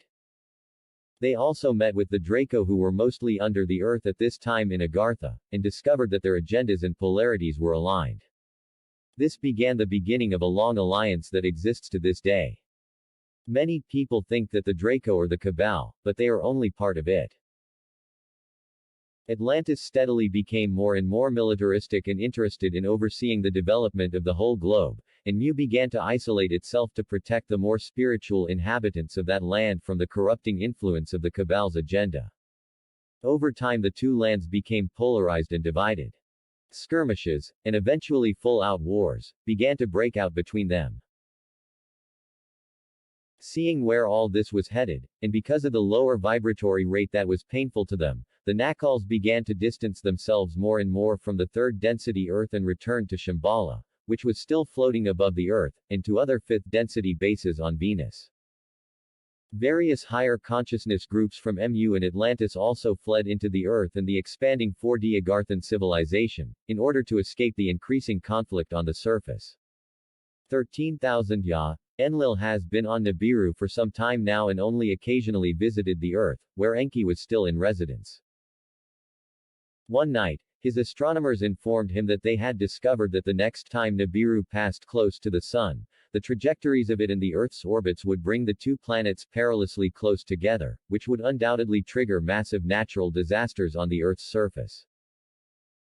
Nibiru would be affected as well, but it was not a very watery planet, not really a planet at all remember, but a long smoldering star, so it would not be subject to the same kind of tectonic effects and resulting water displacement. This was music to Enlil's ears. Not only was the world descending more and more into turmoil, but with 21 other races stirring up the gene pool, and with the intermixing of Anunnaki blood with the blood of Homo sapiens and other species, he felt that the Earth experiment had failed. He welcomed this opportunity to cleanse the Earth and start over again, and so he forbade his scientists from informing anyone else about the impending calamity. Enki though, he was a scientist as well, and he regularly observed the stars, the planets, and their orbits from Earth, and so he came to the same realizations as Enlil's scientists had, but when he communicated his discovery to Enlil he was dismayed, for his half-brother then placed upon him the same restriction as he had placed upon his science division. But Enki, now very different from his half-brother due to all the time he had put into developing his consciousness, loved his people and the civilizations of Earth too much to stay silent. He informed the Maya of the impending calamity and they quietly began to collect DNA from the plants and animals of Earth and to place these genetic seeds in an ark, which was actually a spacecraft not a boat.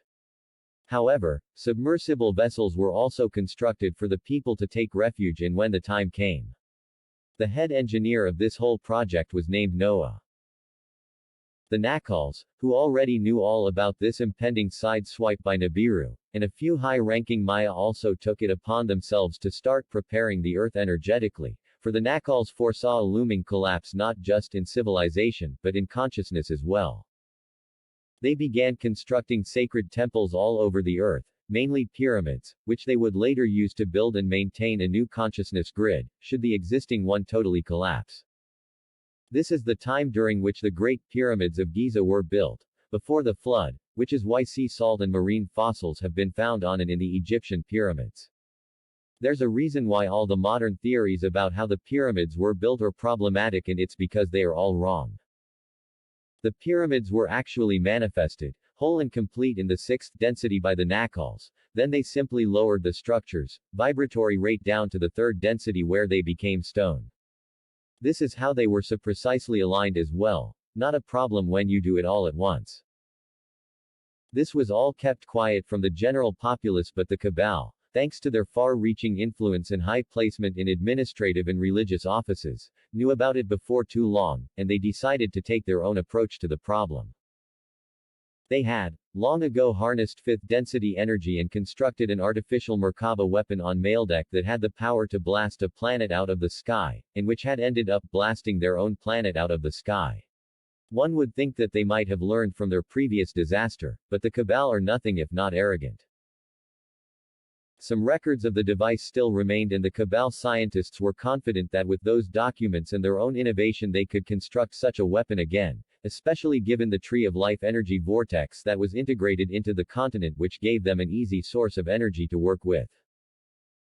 So on Atlantis, as Enki and the Maya worked to preserve life and civilization after the inevitable catastrophe, the Cabal worked to avoid it entirely by building a terrible weapon capable of destroying Nibiru before it got too close. On Mu the people were prepared in a different way. Forewarned by the Nakals and by others with consciousness that had developed enough for them to see through time, the people of Mu began to move their settlements from the coastal areas they had always inhabited up into the mountainous regions of Mu, and also into the underground civilization of Agartha. 12,500 Ya. The best way to sum up the cataclysm would be to say that just about everything that could go wrong, did go wrong. There had been intermittent war between Atlantis and Mu for almost 1,000 years at this point, and both lands had suffered damage. The Nakals sensed what the Cabal was up to and had urged the Maya caste to take action, but the Maya were up to their necks already trying to preserve the life on Earth in the face of the impending calamity, collecting and preserving DNA strains and overseeing the construction of vessels, as well as making contact and negotiation with various inner Earth groups. They sent some priests to check out the activity in the Cabal's sector, but if the Cabal were ever good at anything, it was keeping a secret. So the Nakals turned to the warrior caste of the Lemurian people and implored them to launch some special ops missions into the Cabal's labs, to try and sabotage the development of the weapon, which they did. Just a note here, though they had made exceptions in the past, the Nakals were generally hesitant to take sides or influence events in any way, so what gives with this outright encouragement of an act of war? They were desperate, that's why. They could see down the probable timelines and they almost all pointed to something very bad. Bad not just for the Earth, but for the whole of creation because of the importance of the Earth. Remember, she holds a major piece of divine feminine energy. The raids were partially successful, in that they did manage to slow down the Cabal's plans, but they were massively unsuccessful in another way.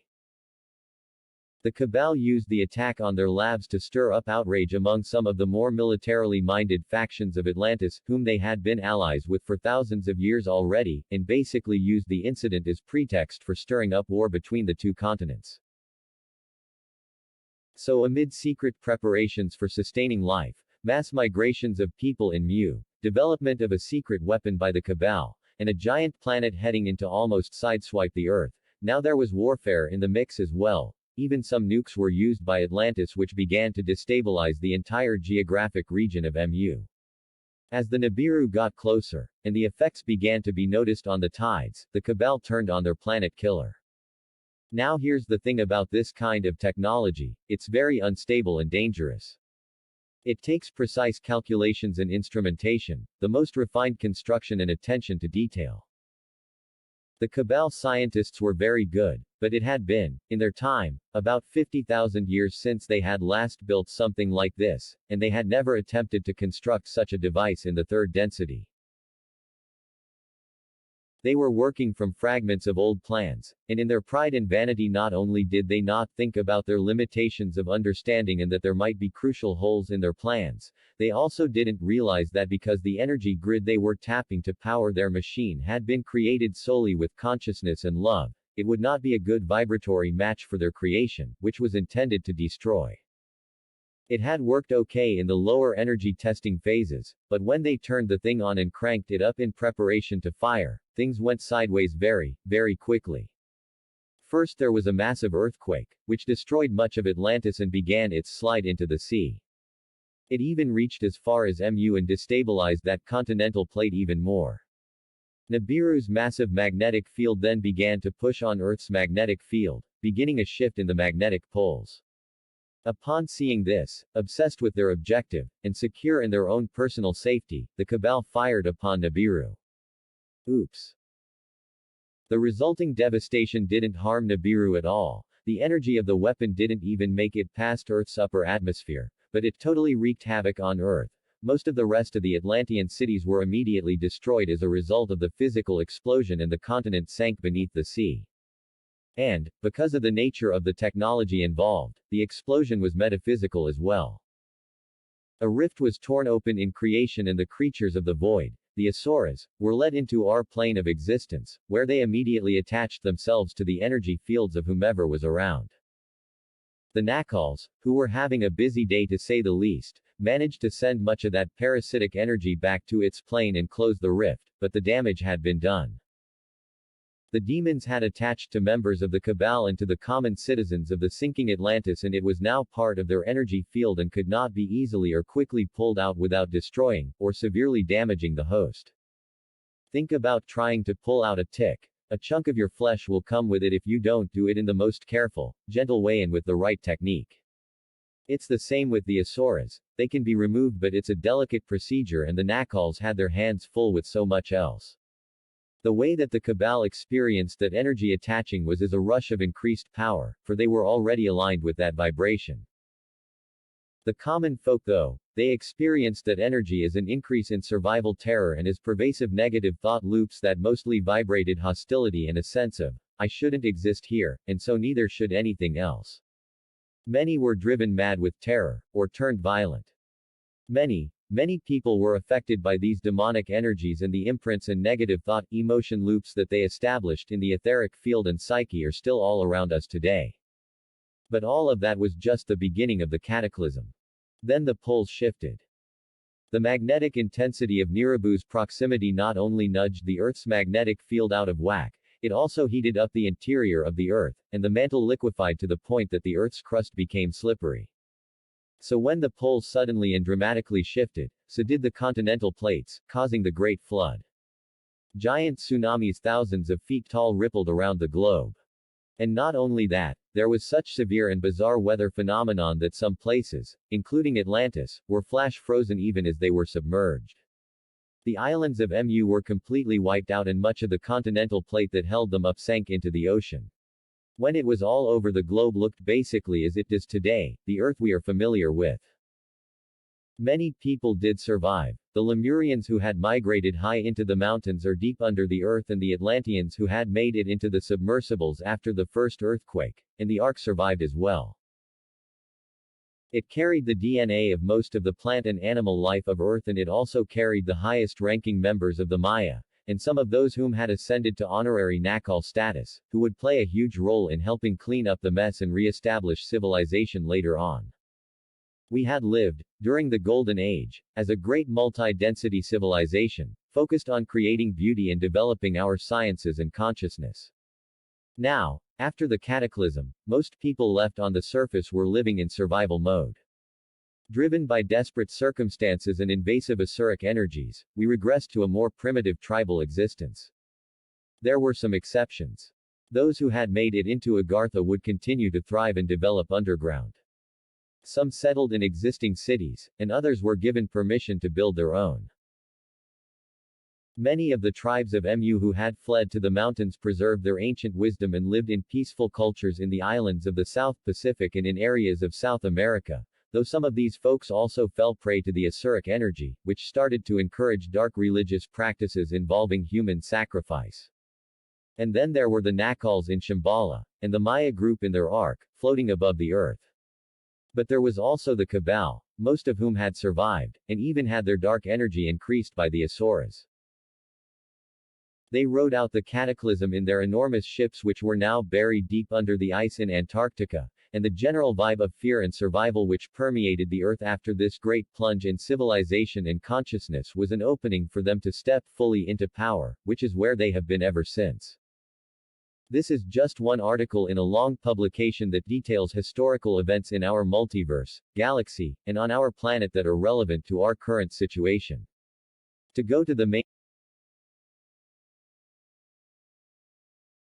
10,000 BC, OAD. From this point on we already have one history that's been accepted, the one we all learn, about cavemen and primitive tribes, the early civilizations of Egypt, Greece, the Orient, etc. What is missing is the massive backdrop of all that went before and the fact that there were other, higher density realities and beings with agendas both positive and negative in the picture, and behind the scenes. The Nacals and various high-ranking members of the Maya priesthood, along with the positive polarity Anunnaki and other genetic farmer races, did their best to shepherd and guide the people back towards a more evolved consciousness, sometimes overtly and sometimes by discreetly nudging events and people here and there. The first thing they had to do was reseed plant and animal life from the DNA they had gathered before the cataclysm and continue to develop the consciousness grid they had anchored with the network of pyramids across the globe. As the years passed they would guide their followers across the world and help them construct more pyramids and massive megalithic structures to strengthen the consciousness grid. Think of Stonehenge and all the other standing stone sites across the world, as well as the pyramids that have been found on all continents, some very recently. Many of these were constructed during this span of time. Also, a note on their construction, these later structures actually were built with stone, not manifested down from the higher density like the Great Pyramids of Giza, but they were not built by hand, but rather through the use of anti-gravity technology. Some of this tech was in the form of actual devices handed down through the generations from Atlantean times, but more often the higher-ranking priests in the culture, who had been initiated in various teachings through their gods, used consciousness and sound to move and place the stones. Also the reason that most of the pyramids that were built during this time have flat tops, and this is true all across the world, South America, China, the South Pacific, is because the apex of the pyramid was actually a fourth-density mini-pyramid that sat on top of the flat stone. It was a higher-density pyramid that was powered by the stone structure and interfaced with the consciousness grid. Most of the Nacals settled in India and Tibet, where many of the higher consciousness folks from Lemuria had ended up. If you examine the ancient Vedic scripts and artwork you will see numerous references and depictions of advanced flying craft and weaponry as well as undeniably alien figures. Krishna was blue, remember. These were the vessels and personages of the Nacal group and other ET races. Most of the Maya ended up as, well, the Mayans. They settled in South America and began intermixing with the local folks who were mostly made up from survivors of the general populace of Mu. By the time 2500 BC rolled around they had a well-established civilization, the only civilization in South America to have a comprehensive writing system and precise, advanced architecture featuring, surprise, many pyramids. The reason the Mayan culture vanished mysteriously around 1000 AD is because they were needed back on their home planet. They have recently returned to help us out, but I'll get to that later. Another branch from the Atlantean Mystery School came to Britain and established the Order of Druids there, as well as the fourth-density community that would be called Avalon. Also remember that there were 22 genetic farmer races at this time, and most of them took those in their respective genetic programs under their wing, sometimes literally. There's a reason that the ancient Chinese and Japanese cultures feature dragons as benevolent gods, for the farmer races of those lineages were from various branches of the Dragon Queen Tiamat's people, who were a benevolent reptilian race, though Japanese history also features evil dragons, and these were from a different race of sea-dwelling reptilians who were not so nice. The earthly Nordic races were helped out by their progenitors, the Nordic ET group, and the Asgardian people, who have been prominently featured lately in the Marvel films. Incidentally, the Marvel films are all part of the partial disclosure agenda. I'll get into the difference between this and full disclosure later, and have a lot of factual elements that are presented as fantasy.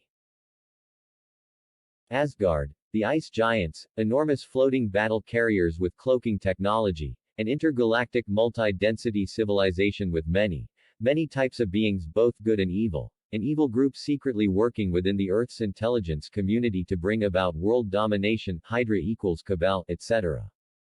All based on fact. The Hebrew people have a story of 10 lost tribes that vanished in the time after the flood. This is because they were split up during the devastation of Atlantis. The lost tribes were a contingent of the Hebrew people who had been in MU for quite some time, developing their consciousness and living a life more immersed in nature. When the cataclysm struck, those who were on Atlantis ended up going east and establishing what would become Israel, and the ones on MU were driven west and north to what would become America and Canada. The Aboriginal tribes of North America, and some groups in the Caribbean, are actually the descendants of the lost tribes of Israel. There are many tribes of Native Americans, but in general, consider these similarities between that race and the Hebrews. Similar facial features and similar coloring in skin, hair, and eyes. Both groups call the Creator Yahweh or some variation of that, like Yah, Yohewa. Both groups tended toward a nomadic lifestyle. Both groups carried some sort of ark into battle. Both groups celebrate 7 feasts, keep a 7th day of rest, had cities of refuge, and don't eat pork. Even the wording of many of the prayers from both cultures are the same or similar. The positive polarity Anunnaki who were still on Earth at this point helped out the people who flocked back to Mesopotamia and cultivated the development of what would become the Egyptian culture. This is pretty easily observed in our consensual version of history, for modern historians have been baffled by the so-called stair-step evolution of Egyptian culture. First there was only an oral tradition, then suddenly, bam. There is a complete system of writing all at once used by everyone, then bam. Water and moat systems are implemented, then bam. Advanced hydraulic systems are suddenly put into place across the land. Each one of these developments are referred to in Egyptian lore as gifts from the gods, which they were, though one must substitute et for God in order to be accurate. During this time of cultural development there was still division in the ranks among the Anunnaki. Like Enki, many had cultivated their consciousness and embraced a service to others vibration, and others had most definitely not, and still embraced the vibration of service to self. Most of the negative polarity Anunnaki were back on Nibiru, but there were a few powerful exceptions, and this created debate and conflict, mostly about the best way to cultivate human civilization, mainly revolving around what degree of interference should be allowed, and if it was still okay to use humans as a labor force to advance their own agenda of gold mining, etc. The two people who would butt heads the most about this were Marduk, now called Ra, and Ningishzida, now called Thoth. Eventually Enki, who kept behind the scenes during this time and was unknown to the Egyptians, stepped in and settled the dispute and reluctantly gave the territory to his son Marduk, Ra, hoping that the hard lessons of leadership might change his mindset and help him develop compassion and empathy. But Ra rewrote the histories to make himself the supreme god, though Thoth continued to be venerated by the people. Thoth then went on to help out with Stonehenge around 2800 BC. After that traveled to the developing Mayan civilization, where he became known as Quetzalcoatl. From this point on, when intervening in some way, all the genetic farmer races would pose as gods to their respective groups, as it was much easier for the consciousness of the people at that time to accept that there were gods, than it was for them to accept there were many advanced races of extraterrestrials. This is why the Egyptian gods were often half-animal in features. These were merely presentations by the Anunnaki, and by some of the Draco as well, to make themselves appear more mysterious and, well, godly. Another group that involved itself heavily in the Egyptian culture were the 13 royal bloodlines from Orion. This race had massive, elongated skulls, which you can see in many of the depictions of pharaohs from ancient Egyptian dynasties. Later on, the Anunnaki would cultivate another emerging civilization in the same area, the Greeks.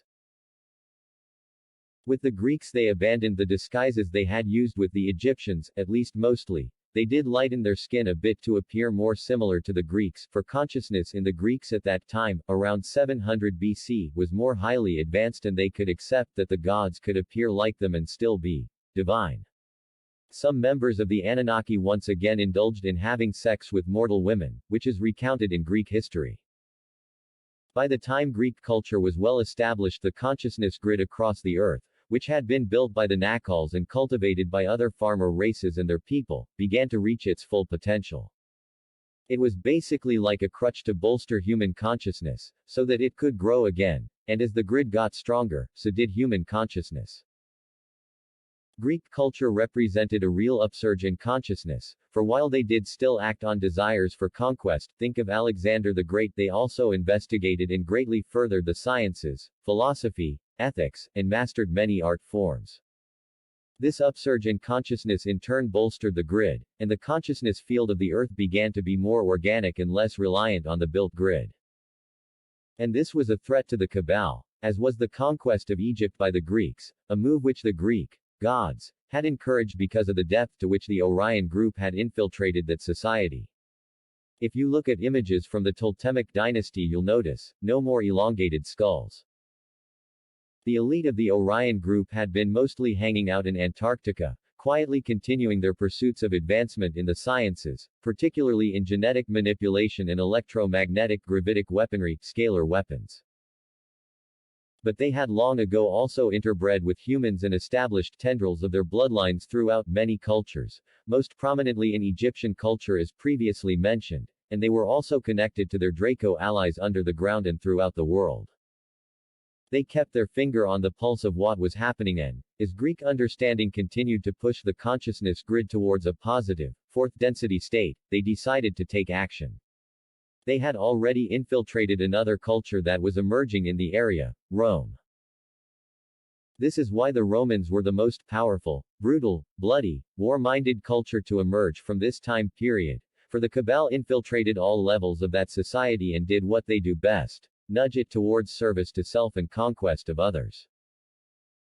There were many good elements in Roman culture as well. There are good people everywhere after all, but the decline and fall of the Roman Empire, and the devastation it wreaked along the way, can be traced back to the infiltration by the Cabal and its appetites. The Romans won a decisive victory over the Greeks in the Battle of Corinth in 146 BC, and then later went on to conquer the Ptolemaic dynasty in Egypt in 30 BC, and as part of this decimation of Greek culture the Romans adopted the Greek pantheon of gods, but they changed the names. Zeus became Jupiter, Poseidon became Neptune, etc., and they really inherited these gods in name only. For the positive Anunnaki, heartbroken by the decimation of the culture they had been cultivating and which had shown such promise, basically said, fuck it. At this point, and most of them returned to Nibiru.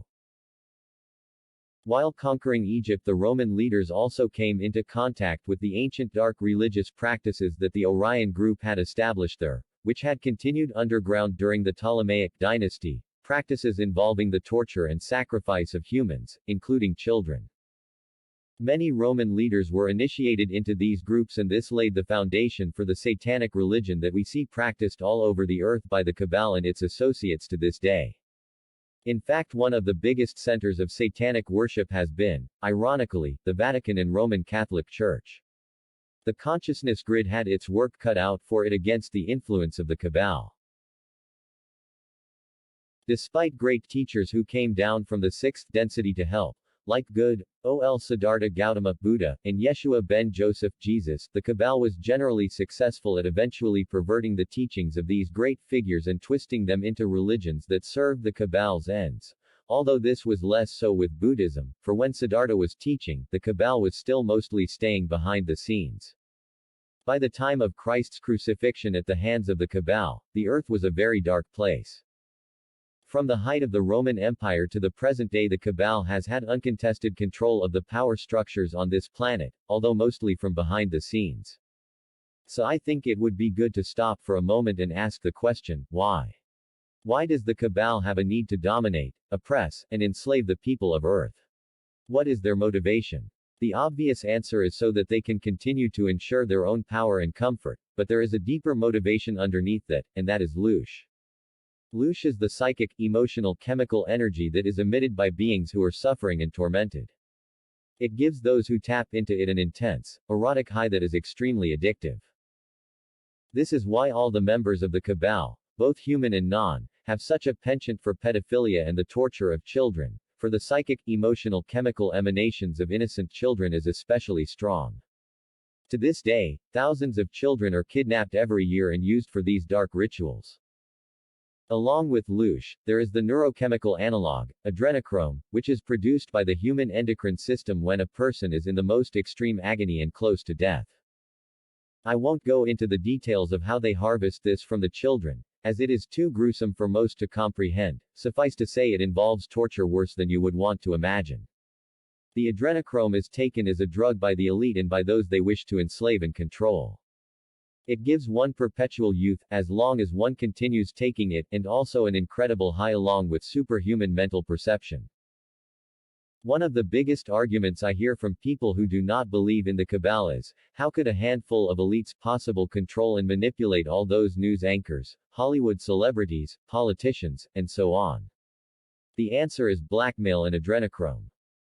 Once you take it, you are basically doomed, for if you stop taking it, the withdrawal is so intense it can lead to psychosis or death, and the benefits from taking it are so powerful that most wouldn't want to stop anyway. So the elites seduce influential people, or people with the potential to be influential, step by step into this web, first with power and money, then with forbidden pleasures like sex with children, which is always secretly filmed to be used for blackmail, and eventually with adrenochrome. But there are more commonplace examples of loosh that we see every day: the terror of war, the desire to slow down and look at a car wreck, the addictive pleasures of pornography, the thrill of a horror flick, even the constant nagging worry over unpaid bills and deadlines. These are all ways in which the common populace gets seduced by, and perpetuates, the dark energy of loosh every day. The Cabal is now made up of humans like you and me, and by different kinds of Draco, but it was started by the extraterrestrial group from Orion, and many of those beings are still present in the third, fourth and fifth densities and are connected psychically to higher-ranking members of the Cabal. Higher density consciousness reptilians, like the Siakar, or White Draco, are also overlords of this group, and for these higher density creatures, loosh is an extremely potent food and drug all in one, like the dark version of mana, or divine nectar.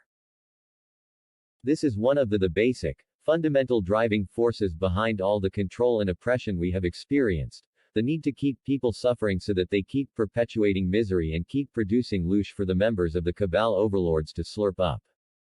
And one more thing. In addition to the addictive pleasures of the loosh itself, all the members of the Cabal are also fundamentally driven by the energy of Ahriman, which perpetuates all service to self-consciousness. At the core level, it is Ahriman's urge to destroy all of creation that fuels this nastiness. From the period that followed the destruction of Atlantis and Mu up to the early Dark Ages, there was occasional open conflict going on between various groups of genetic farmer races, which often took place in the skies above Earth.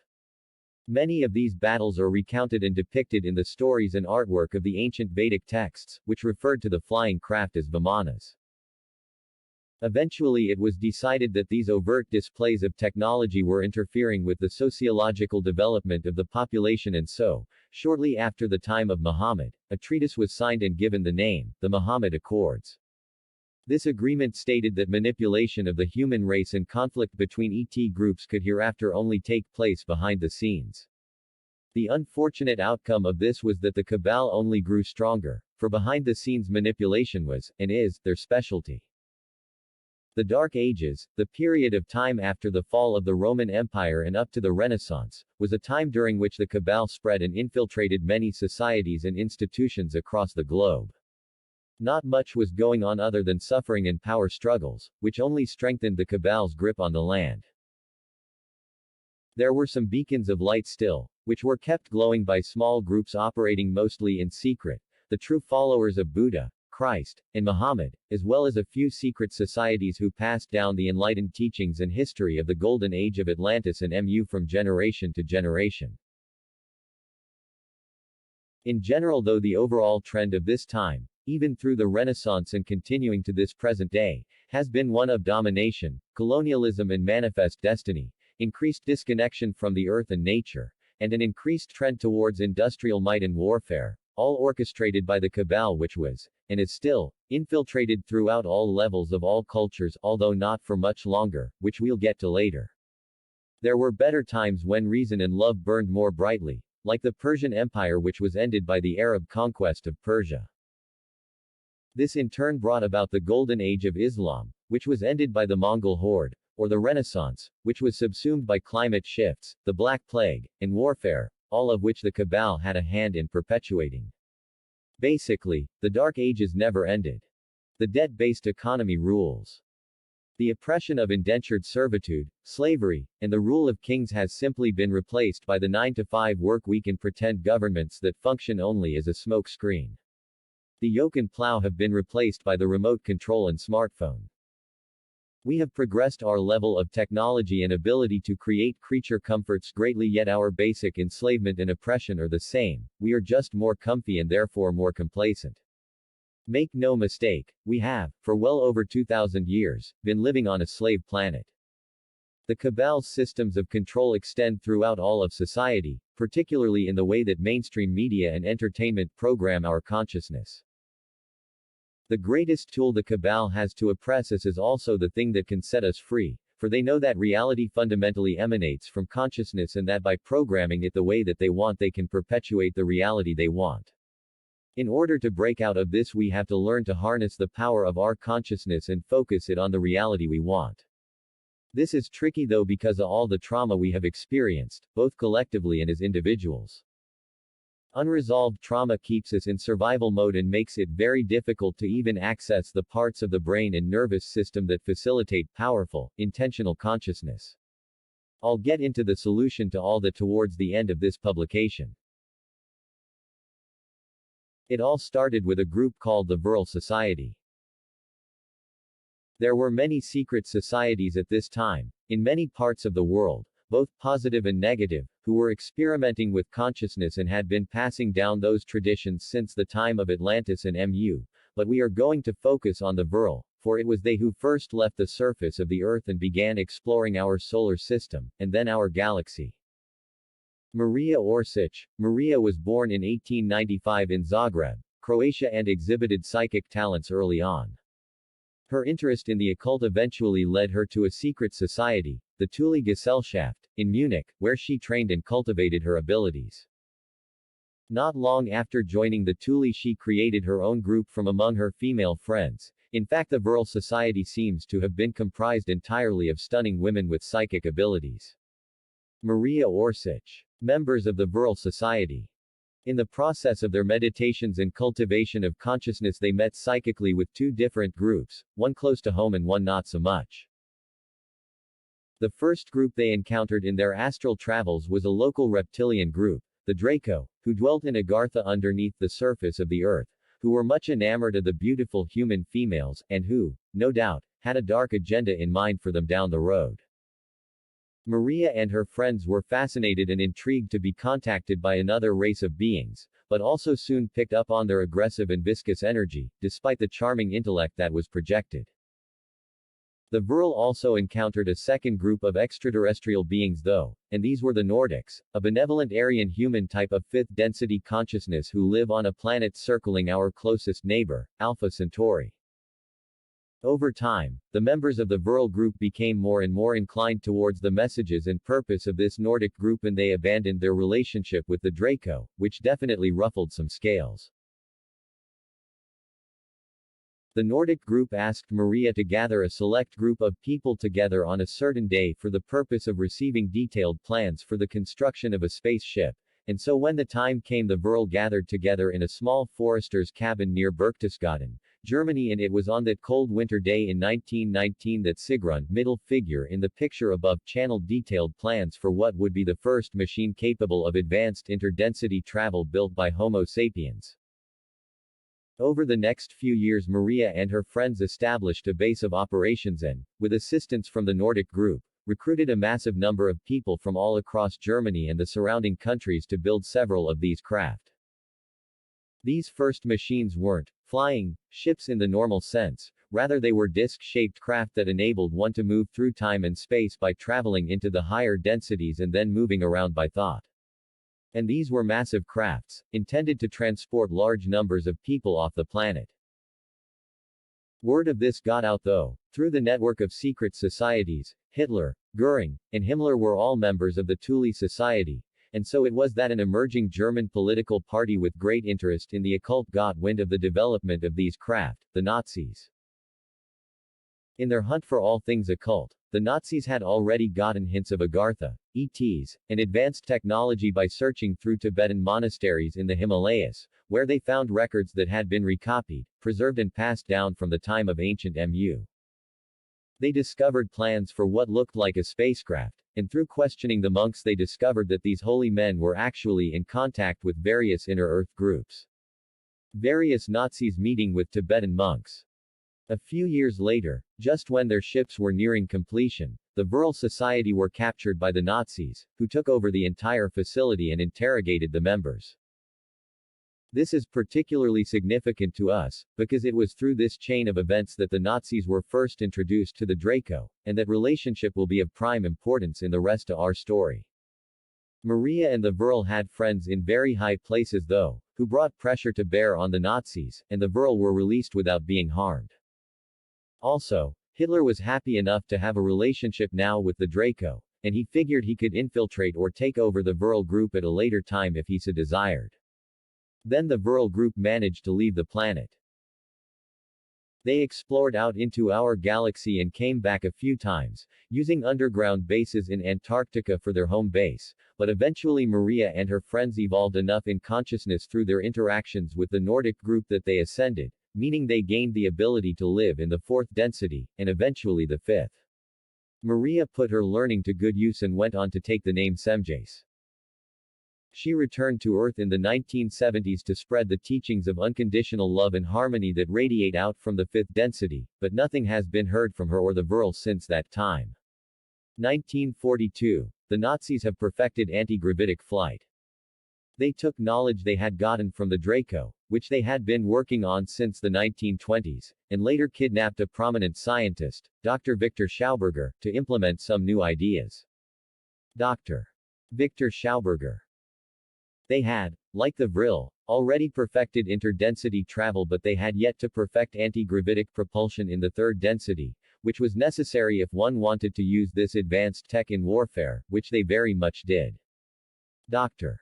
Schauberger had been studying anti-gravity vortexes in water. The inspiration for his research had actually come from observing fish swimming upstream, and he had realized that there were little energy vortexes in the water, places where it swirled in a certain way, and that the fish could intensify that energy by swirling its own body within it, thereby enabling it to jump upstream. Adolf Hitler had actually met Schauberger way back in 1934 to discuss principles of agriculture, forestry, and water engineering, and he was impressed by the ideas the doctor was already exploring around using implosion systems for propulsion, but he couldn't get his hands on him until Austria was annexed and the war was on, and by this point he knew that he needed Schauberger to expand upon the designs that Nazis had received from the Draco, so they could build anti-gravitic flying machines that could be weaponized and used in the war. So, in 1940, poor drive. Schauberger, a brilliant thinker and naturalist, was captured and institutionalized by the Nazis and made to develop the first Nazi third-density anti-gravitic flying machine, and by 1941, it was done. By 1942, aided by their new allies, the Draco, the Nazis were pumping out more than a dozen types of craft, all built by slave labor in huge underground caverns in Germany. The Germans also had production facilities established in Antarctica, where the Draco had opened access to more vast underground chambers. There are many caverns under Antarctica, many of which were, and still are, inhabited by the Draco. Some hold the ruins of the ancient, highly advanced civilization of Atlantis, and some hold ruins even more ancient, ruins left behind by the builder race, the Pa-Tal, 200 million years ago. The Orion group still had their 3 massive motherships buried under the ice as well, and they cannibalized and made use of much of the Atlantean tech that was still functioning, though they had a harder time doing much with the tech left by the Pa-Tal, much of which appeared to be functioning still, but which they could not comprehend. The Nazis set up shop there, alongside the Draco and the Orion group, where they continued to develop and refine their technology. This is just one article in a long publication that details historical events in our